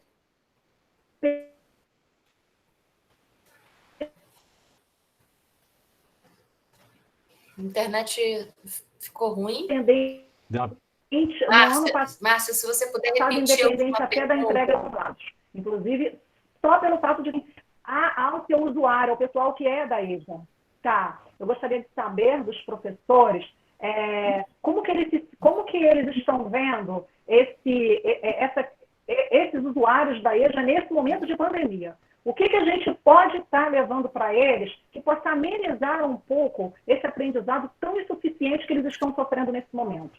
Que eles não conseguem ter acesso às tecnologias, porque eles não entendem, não sabem usar, e muitos não têm mesmo, e também não conseguem aprender esse material impresso, que é enviado para casa e que eles devolvem em branco. Quer dizer, eu gostaria de dividir isso com vocês. Obrigada. Obrigada, Márcia. A próxima inscrita é a Jéssica. Quem se sentir instigada a comentar essa pergunta ou outras questões, pode levantar a mão. Então, gente, boa noite. Primeiramente, eu gostaria de dizer que eu tenho experiência em casa. O meu pai, ele faz EJA. E tudo que a Márcia falou é muito verdade. Ele sofreu muito nesse período de pandemia com o ensino à distância. Ele não conseguia mexer no celular, não conseguia ver as aulas, ele ficava me perguntando o que ele faria e tal. E eu trabalho, então eu não conseguia também dar o suporte que ele precisava. Quando eu chegava em casa, eu falava, pai, vai na escola, pega a apostila que eu vou te ajudar. E aí, quando ele pegava a apostila, eu ajudava ele em casa. Mas ele é muito grato a EJA, eu percebo, porque desde que ele entrou no começo, quando ele começou a estudar na EJA, ele não começou no período de pandemia. Então, ele aprendeu a ler, ele aprendeu a escrever, de uma forma que ele não sabia antes. Agora ele não para de ler, toda hora ele fica treinando. Eu vejo ele com a Bíblia na mão, com um livrinho, lendo o tempo todo. Isso é muito importante, é muito gratificante. Então, eu queria dizer que, realmente, esse período de pandemia foi muito, e está sendo muito difícil, porque as aulas ameaçaram voltar, mas aqui no bairro que eu moro, tinha EJA, e era mais fácil para ele ir. Mas agora não tem mais, a escola não tem mais EJA, e ele vai ter que ir para outro bairro. Ele vai ter que se locomover até outro bairro para ir à noite, então desanima muito, né, para quem não tá mais, assim, com tanta esperança, vamos dizer assim, de futuro. Ele estuda porque ele gosta, mas é muito triste ver que eles tiram o acesso, assim, aqui, né, tinha uma escola próxima que ele ia andando e agora não tem mais, ele vai precisar ir para outra escola, em outro bairro, para estudar quando as aulas voltarem. E é isso, eu queria contribuir com essa informação, porque é uma experiência que eu tenho aqui dentro de casa. Cecília, deixa eu comentar esses dois primeiro. Tá sem Claro, áudio? Júlio, você tem prioridade, tá? Não, Márcia e Jéssica é de São Gonçalo também, se eu não me engano, né? Não, eu sou de Angra. Ah, de Angra, tá. Mas a situação se parece muito, Jéssica e Márcia. Eu moro em São Gonçalo, moro no Barro Vermelho. Minha esposa era professora da EJA até março, quando ela se aposentou. E eu acompanho a luta do Fórum EJA de São Gonçalo e pela manutenção da EJA em São Gonçalo. É uma luta de muitos anos, Há uma carta do Fórum Estadual da EJA, de defesa da EJA, denunciando a situação de São Gonçalo e Caxias. São dois lugares que estão sofrendo muito com a questão da nucleação.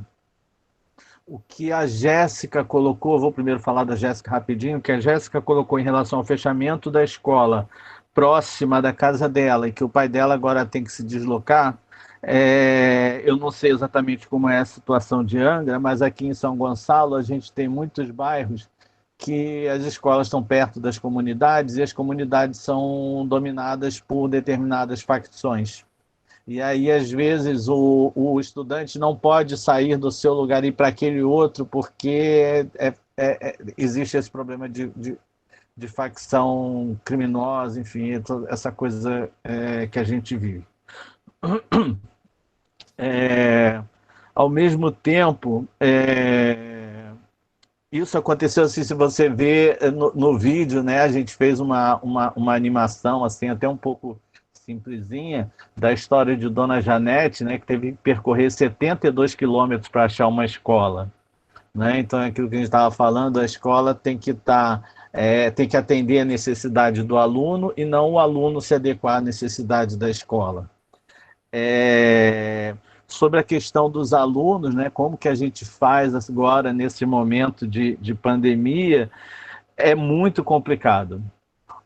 Márcia, é muito complicado, porque assim, quem tem a perspectiva, quem tem a exata noção do que está se passando, quem tem a noção das necessidades, das dificuldades do aluno e não tem, é o professor, e não é a Secretaria de Educação. E às vezes a Secretaria de Educação vem com um negócio maravilhoso que não funciona, e a gente sabe que não funciona porque o aluno não vai ter acesso. Então, nesse momento, Márcia, o que lá em Macaé, na escola que eu trabalhei, o que a gente mais se empenhou em fazer foi manter a relação entre o estudante e a escola nesse período. Independente de qualquer coisa, a gente precisava manter o vínculo, para que a gente não perdesse aquele aluno. E graças assim, a esse trabalho, a gente perdeu muito pouco aluno. Perdemos alunos, alguns foram evadidos, mas foi um número muito pequeno. E mais do que isso, a gente conseguiu, a gente estava num processo no vídeo fala isso, né, que 20% das ofertas de EJA fechou em 2018, 2019. 20% da oferta de matrícula da EJA diminuíram em 2018 para 2018 para 2019. E agora, em 2021, no segundo semestre, a gente, através de uma campanha, que eu até falei antes, através de uma campanha, a gente conseguiu abrir, o que para nós é uma vitória muito grande, uma turma de 6º ano, que estavam fechando gradativamente e iam fechar a EJA da escola. E aí aquela senhora que percorreu 72 quilômetros, ela ia ter que percorrer muito mais. Então, não porque ela já terminou, mas enfim, mais ou menos para fazer dar uma noção. Então, aquela escola, a gente conseguiu não só manter os alunos, mas aumentar o número de matrículas. Foi um ganho muito grande. Eu sei que isso é uma exceção à regra. A regra é o fechamento das escolas. E a proposta do governo é o fechamento das EJAs. Né? Essa é a proposta. Não distante disso, uma das primeiras medidas, e aí Adriano depois pode melhorar um pouquinho, porque tem mais conhecimento sobre isso que eu, uma das primeiras medidas do governo que está aí, que a gente não pode falar o nome, foi fechar a Secretaria de Atendimento que atendia a EJA. Né? CECADI. CECADI, isso. Obrigado, Adriano. Muito obrigada, Júlio. Então, a próxima fala é a Alcineia. Boa noite. Primeiro, eu queria agradecer a oportunidade de estar participando dessa... Assim, que para mim é muito enriquecedor, que eu fui convidada pelo professor, gentilmente convidada pelo professor Adriano para estar aqui. Eu sou de São Gonçalo, perto do professor Júlio. Eu sou de Santa Luzia, entendeu? E tenho um irmão que mora em Macaé e que há uns 2 anos terminou o EJA. Meu irmão, aos 67 anos, terminou o EJA. E, assim, muito feliz. Todo dia ele entrava em contato, porque eu sou a única professora da família. Aquela história, a única formada que tem na faculdade e tal. Então, ele estava muito feliz, né? Assim, não sei se ele participou da mesma escola, que ele também ele é do centro de Macaé. Mas, enfim, a questão toda, assim, é muito... Acho que, assim, é semelhante às inquietações, né? Da primeira professora que falou, eu sou da rede do Estado, mas eu dou aula em Rio Bonito, né? E, assim, os alunos do EJA evadiram, assim, 90%, pelo menos na minha escola, né?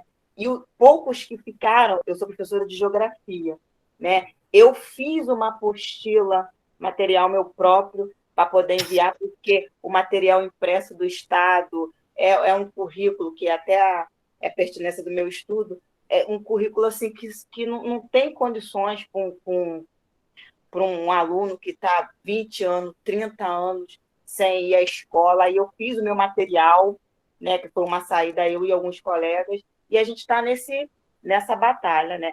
Esse semestre agora, né, que está começando, que eu sou professora do ensino médio, do EJA, e assim, na minha turma tem 2 alunos inscritos no módulo 1, no módulo 3 tem 5, e assim, e aquela batalha chamando, vamos lá, vamos lá, vamos lá, mas assim, essa pandemia e o currículo da EJA para Geografia não ajuda. E aí eu também faço um apelo, que nem a primeira professora que falou, como que os meus colegas que aí estão se reinventando ou procurando, né, soluções para ajudar esses alunos. Muito obrigada. Boa noite. Obrigada, Eduardo. Boa noite. Para quem não me conhece aí, eu sou Eduardo, de Matemática do EJA, da Secretaria Municipal de Educação de Duque de Caxias. Eu trabalho numa escola no Gramacho, entre outras coisas. A pergunta é direta. Júlio?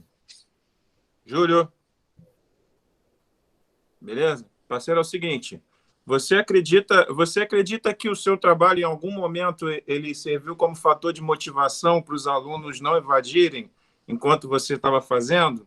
Durante a sua prática, você chegou a registrar isso no sentido de motivação, assim, fazer algum questionário, alguma coisa que perguntasse aos alunos se eles, através daquele projeto, se sentiam mais felizes em participarem, em estarem na escola?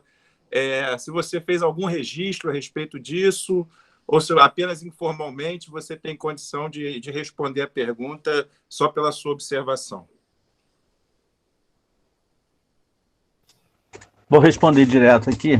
Ô, Júlio, que tal juntar mais um, aí faz bloco de 3? Que beleza. Beleza. Como foi no anterior? Eu acho melhor, talvez. Né? Uhum. Então é Cauã agora. Oi, boa noite, professores e colegas. Eu sou aluno do curso de Pedagogia de Angra dos Reis. E também sou professor já há muitos anos, né, de inglês. E, inclusive, eu ia perguntar agora que surgiu a dúvida. Aqui em Angra antigamente tinha o Centro de Estudos SES, Centro de Estudos Supletivos, Jair Espínola Travassos, que era no Colégio Pereira Carneiro.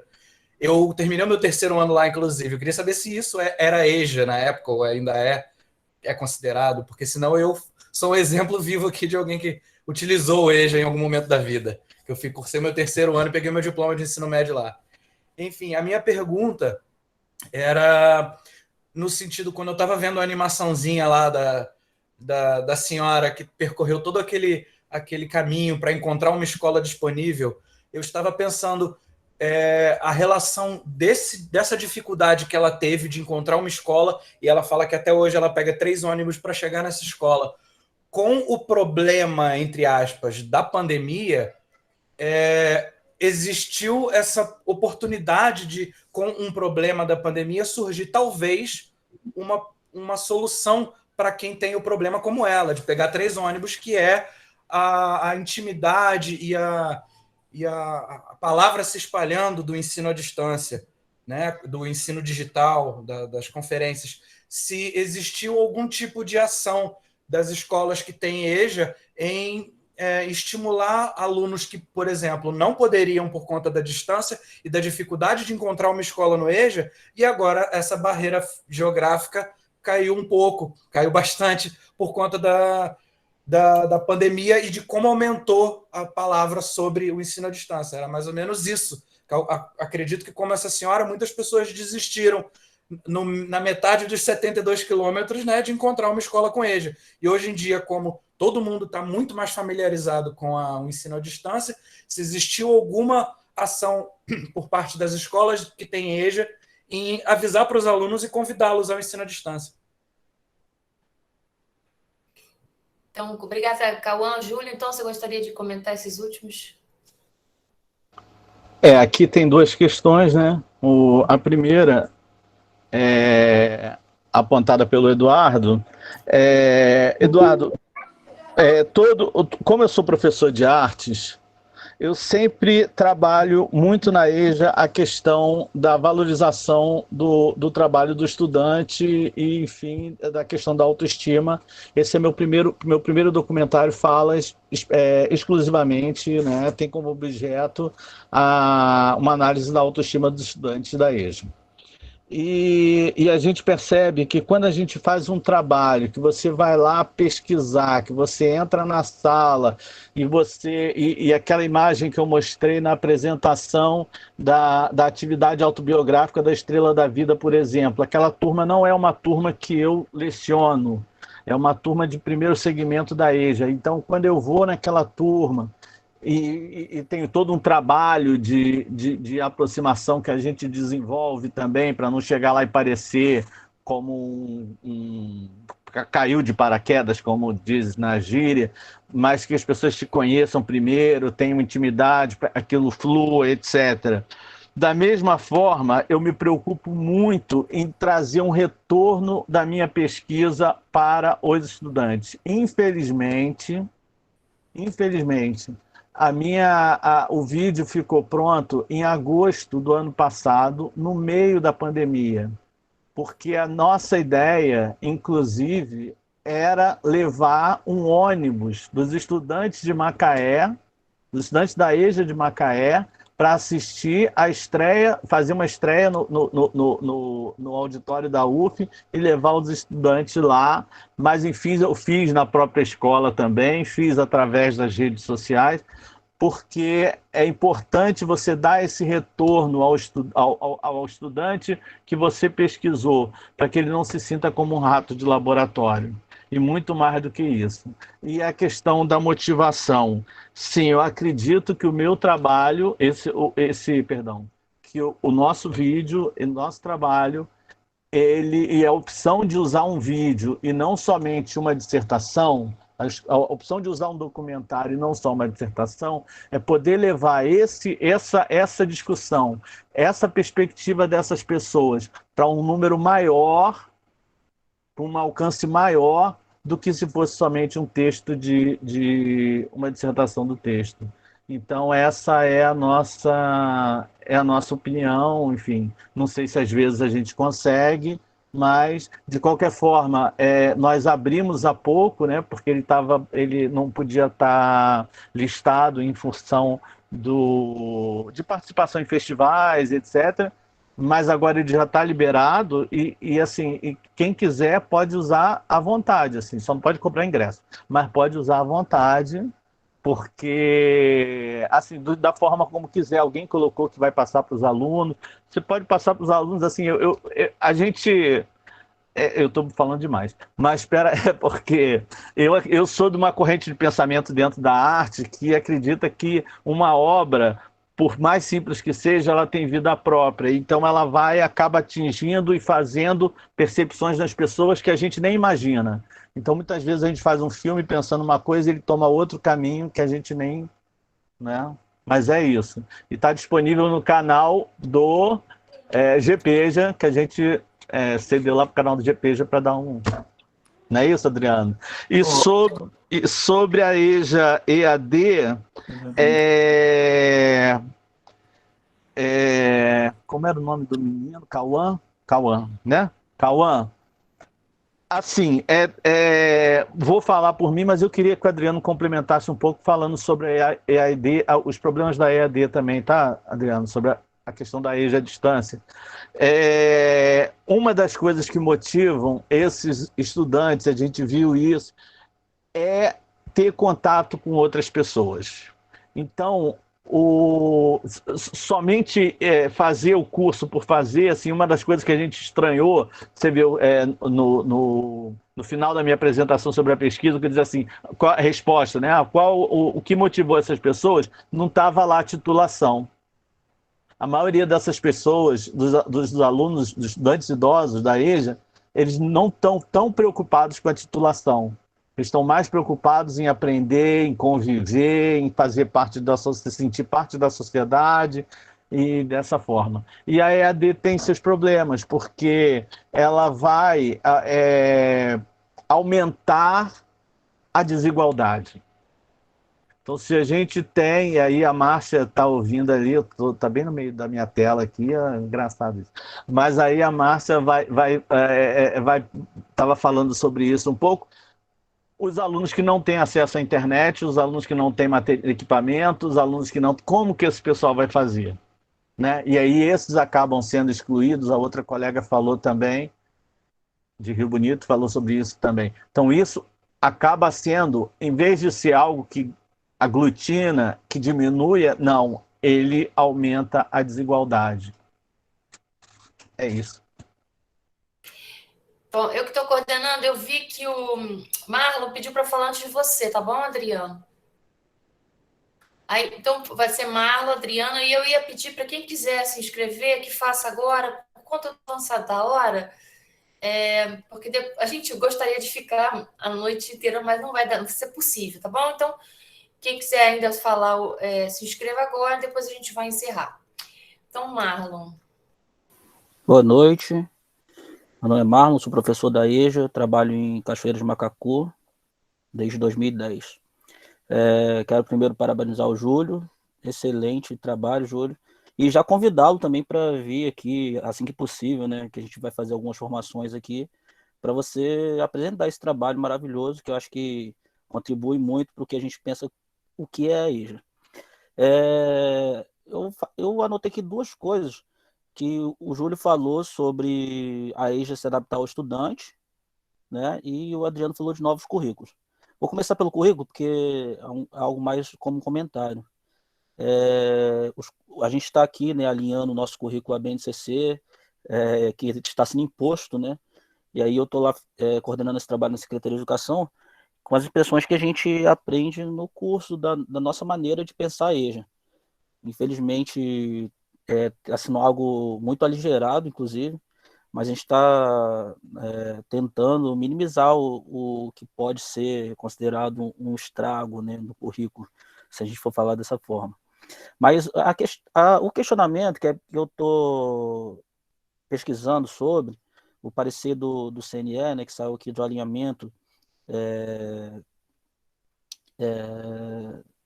da EJA ao Pacto Nacional de Alfabetização, Base Nacional, e ele fala sobre a EJA combinada, e aí dá a possibilidade de fazer parte presencial e parte à distância. Aí eu queria saber o que vocês acham, como a gente pode pensar isso como uma forma de fazer aquilo que o Júlio propôs, né, da EJA se adaptar ao estudante, e qual o problema que isso pode acontecer, isso pode acarretar. O Júlio já falou aí do aumento da desigualdade, mas eu gostaria de saber também a opinião de vocês se isso pode, de alguma forma, aproximar aqueles que não têm a possibilidade de estar de forma presencial. Vou dar um exemplo aqui de Cachoeiras, porque aqui a gente tem um município muito grande, com poucos habitantes, então a gente não tem escolas em todos os lugares. E aí a gente tem pensado, como forma de minimizar isso, esse tipo de EJA, né, de maneira combinada, que aí fala que até 30% presencial e 70% à distância, com atividades, da forma que a gente está fazendo agora remotamente, mas aí fora da pandemia, né, com a possibilidade do estudante estar na escola, tirando as suas dúvidas, direto com o professor. Eu queria saber o quanto isso pode aproximar, mas o quanto isso também pode ser prejudicial para a EJA. Só isso. Obrigado, boa noite. Obrigada, Adriano. Bom, tem mais algum inscrito, Cecília? Não. Então tá legal. Então já vai ser o Josemar, então, aqui. O Josemar. Então, Josemar, fala, depois eu concluo. Do segundo tempo, né, Cecília? Pois é, Josemar, por favor. Salva pelo gongo. Então, fala o Josemar e depois que a gente faz, você fala, depois eu encerro, até porque já são impressionante, passou rapidinho. Vamos lá, Josimar. Acho que tem duas. Boa noite a todos. Eu sou Josimar, eu também fui professor de Educação de Jovens e Adultos, fui professor de matemática, né, na Zona Rural de Sobral, e pasmo, eu fui professor polivalente, né, porque eu tive que ensinar português, matemática, geografia, história, e ainda tive que alfabetizar alguns alunos, que no caso eram os mais idosos, mas também tinha alguns estudantes adultos também que eram um pouco alfabetizados, né? Assim, eu fiquei muito tocado em uma fala, né? Um colega falou em relação a essa distância que a aluna teve que percorrer, né? Essa questão da EAD, ela pode aproximar os estudantes da EJA, né? Sim, infelizmente, né, algo interessante, é um ponto que a gente precisa estar discutindo, sim, não só na questão da educação da maneira geral, mas na EJA especialmente, mas pelo menos no sistema educacional que eu tenho conhecimento, que é o sistema de Sobral, está sendo pego justamente esse discurso de que pode aproximar os estudantes da EJA para implementar tanto as questões curriculares, quanto para alimentar a ideia de que a educação à distância ela aproxima, especialmente os estudantes da EJA, ele pode aproximar. Só que o que a gente tem visto, e eu que tenho acompanhado alguns professores da educação de jovens adultos de Sobral, primeiro que a política de Sobral na EJA ela é esquecida, né? Segundo, aqui em Sobral, eu não sei como é a realidade de vocês, os professores que vão atrás de estudantes, sempre foi assim. E aí sempre ir atrás de estudantes nas comunidades para poder abrir turmas. Então, assim, já tem a gente já esbarra no direito de ter acesso à escola, porque só abre turma se tiver estudante, mas, né? Mas não é um direito do estudante ter turma? Como é que fica essa situação? E tem também o problema da nucleação, né? De fechamentos de algumas turmas de EJA que estão se concentrando em outros espaços que os estudantes não podem frequentar justamente por conta também da questão da marginalização, das facções, enfim, e que foi tirado também o ônibus escolar. Mas, assim, essa questão da educação de jovens adultos, EAD, né, vamos dizer assim, ou remoto, o que quer que seja, né, acontece que, assim, elas esbarram na primeira questão que os estudantes da EJA, em geral, são estudantes que vão buscar a alfabetização. Então, eles não sabem ler. Então, assim, em si, ele já é excludente porque os estudantes não têm acesso, né? Como uma das colegas falou, não tem acesso o celular, o tablet também, mas também tem dificuldade e também não sabe ler. Então, como é que vai ser esse acesso? Como é que vai ser possibilitado esse acesso se ele sequer sabe ler e escrever, vamos dizer assim, né? Outra coisa é que, assim, embora eu tivesse acesso às questões da internet também, né, tem muito disso. E aí acaba que porque a gente tem já pesquisas atuais falando sobre o aprofundamento das desigualdades sociais, né? O professor Enio Serra, Alessandra Nicodemos também já tem discutido sobre isso, né? Que eu acho que é importante a gente também tomar um pouco de cuidado, né? Para a gente não estar alimentando esse tipo de discurso, né? Ou pelo menos projetando sem querer, né? Porque assim é uma coisa que alimenta também, né? Assim, o que eu tenho para perguntar, né? Nem para perguntar, mais para fazer uma colocação mesmo, né? Porque assim, a gente está alinhando currículos e a gente, mesmo assim, às vezes sem querer, né, a gente se depara com alguns discursos, algumas políticas que a gente, talvez movido pelo sentimentalismo do momento ou não, a gente acaba que introjetando e projetando também, às vezes sem querer defendendo, né? E sempre assim, pelo menos aonde eu estou, procuro sempre me distanciar para poder entender o que é que está acontecendo. Porque outra coisa também que é aqui, que a gente é pego pelo discurso, pelo menos em Sobral, é da questão da parte diferenciada da BNCC. Então, se você pensa um currículo para a educação básica, a parte diferenciada a gente pode pensar para a educação de jovens e adultos, pensar nas culturas, pensar no que os estudantes trazem nos chamados conhecimentos prévios, né, muitas aspas também, mas é mais ou menos isso, porque assim, é um discurso muito bonito, mas que a gente sabe que na prática, o que a gente está, que o Júlio falou, né, já se fechou a SECADI, fechou outras secretarias, enfim, então a gente vem perdendo espaço e a gente vem num caminho mesmo, não é só de invisibilização da EJA, né, de fechamento mesmo da EJA, tentativa de exclusão da educação de jovens adultos da política de maneira geral. E a exclusão ela começa desde o comum, né, do Base Nacional Comum Curricular.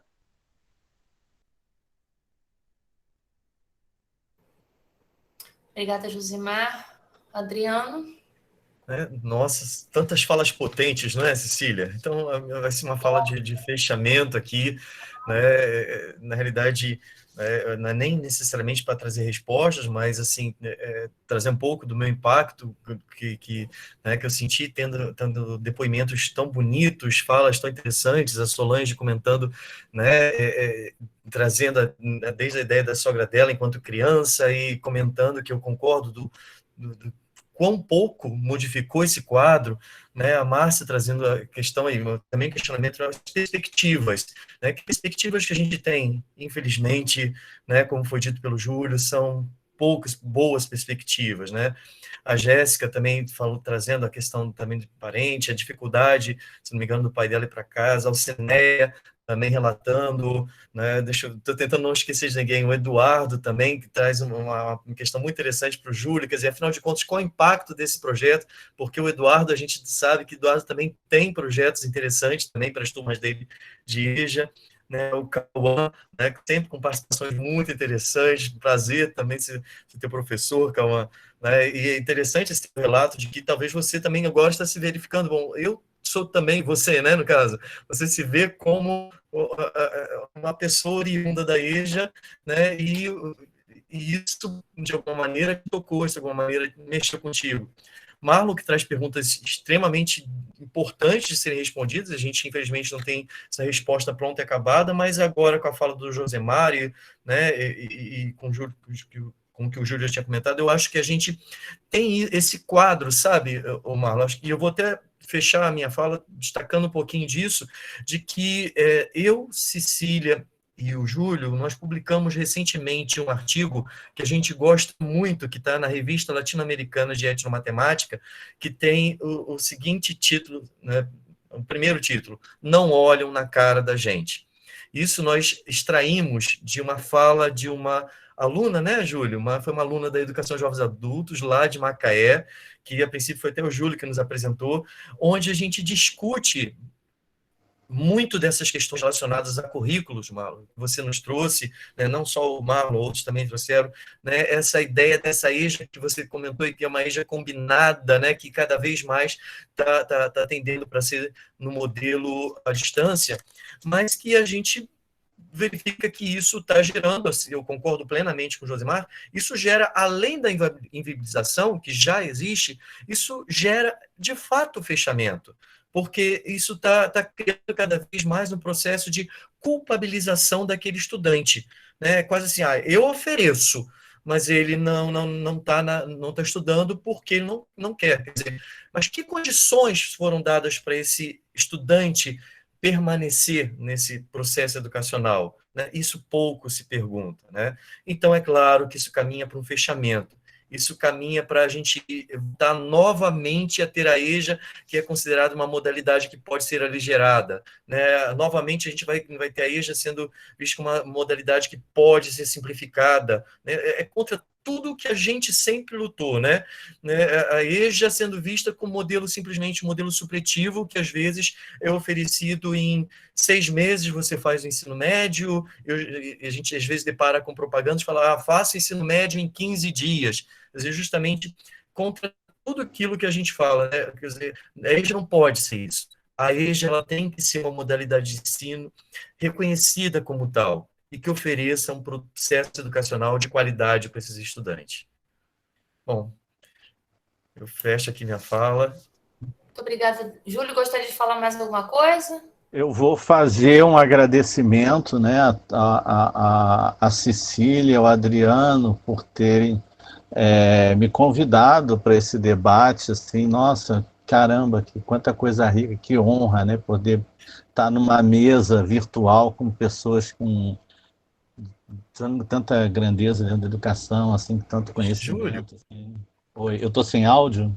Não, só aproveitar nesse teu agradecimento, que eu não poderia esquecer, desculpa te interromper, Júlio, mas eu acho que a gente também tem um agradecimento muito especial a uma amiga nossa que está aqui também, que eu vi há pouco, que é a professora a Silmara Marton, né, que foi uma das professoras participantes da sua banca e que nos ajudou imensamente nesse processo de coleta das narrativas.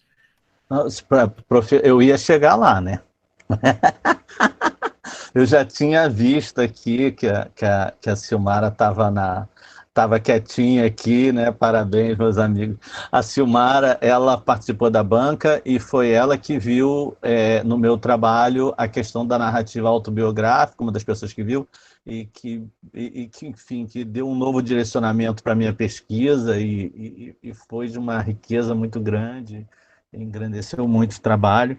E, além de tudo isso, depois disso, ainda me chamou para uns encontros do Cineclube, que foram maravilhosos, assim, super bacanas, e, enfim, e a gente aprende a cada dia, né? Mas, enfim, vamos voltando aqui aos agradecimentos, agradecer a Adriana, agradecer a Cecília, agradecer todas as pessoas que estão aqui na sala, uma sala cheia, né? 50 e poucas pessoas, e que bom, né, que a gente tem um grupo grande que se dispõe a ouvir e discutir sobre educação de jovens e adultos. Isso dá um sinal de esperança na gente, sabe? Isso é uma coisa muito rica e, enfim, é isso. Só para fazer uma justiça aqui, Adriano, uma coisa que eu esqueci. Esse trabalho também, tanto a pesquisa de mestrado, como também o documentário, ele tem uma grande participação, tanto do GPEJA, das pessoas do GPEJA, que a gente levava as gravações para lá e discutia e abordava e observava temas, e pessoas observavam por ângulos que a gente não via. Infelizmente, nossa colega não está aqui, eu procurei também o nome dela, não achei, para poder citar nominalmente, mas enfim, e do Getuf também, que contribuiu, abriu muito nosso conhecimento, assim, nosso horizonte em relação ao que é a educação de jovens e adultos, e principalmente ao que é a etnomatemática e o saber nato das pessoas, o saber que vem da cultura popular, que faz parte, uma coisa tão importante na aula de arte, mas que também de todas as outras disciplinas. Muito obrigado a todos, é isso. Muito obrigada, Júlia. Eu acho que vai caber a mim fechar, né? Agradecendo a todas, presença de pessoas queridas aqui dos grupos de pesquisa, pessoas, ex-alunas minhas havia aqui, enfim, professoras, né? Então, muito, muito legal esse momento. Agradecer a professora Jaqueline Ventura, que eu sei que divulgou nas suas turmas. Não sei se tem gente aqui, eu acredito que tem a gente da turma da professora Jaqueline. É isso, foi um debate muito rico. Já que o Júlio falou de etnomatemática, eu convido vocês para a mesa de debate que vai acontecer no dia 27, às 10 horas da manhã, a roda de conversa Paulo Freire e etnomatemática. Em outro horário, mas está dentro da programação do festival, ainda vai ser divulgado, mas já fica antenados, somos nós mesmos, nós aqui outra vez, né, Adriano? Mas o debate vai ser mais focado nas relações e nas contribuições de Paulo Freire e etnomatemática. Fala. Bom, já que a Cecília comentou sobre esse evento, acabamos de receber o link para a inscrição, e eu vou colocar aqui para vocês. Aliás, eu tinha colocado novamente o link para a lista de presença, coloquei também o link do tal artigo que eu comentei ainda há pouco, e eu acabei de colocar o link para esse próximo evento que a professora Cecília acabou de falar. Vou colocar novamente. Desculpa, Cecília. Não, tá ótimo, é isso mesmo. Acho que a gente vou fechar, vou parar a gravação agora, tá, gente? Desejando boa noite para todos e todas. Vai fazer uma foto? Fazer uma foto, fazer. Ótimo. Não sei como é que faz, uma foto aqui, se vocês puderem abrir as câmeras, né? Mas acho que de qualquer maneira eu vou parar a gravação, tá? Ok. Ô, Júlio, se você puder tirar também, Júlio, Cecília, porque para mim não vai aparecer todo mundo. Eu não sei nem como é que faz isso.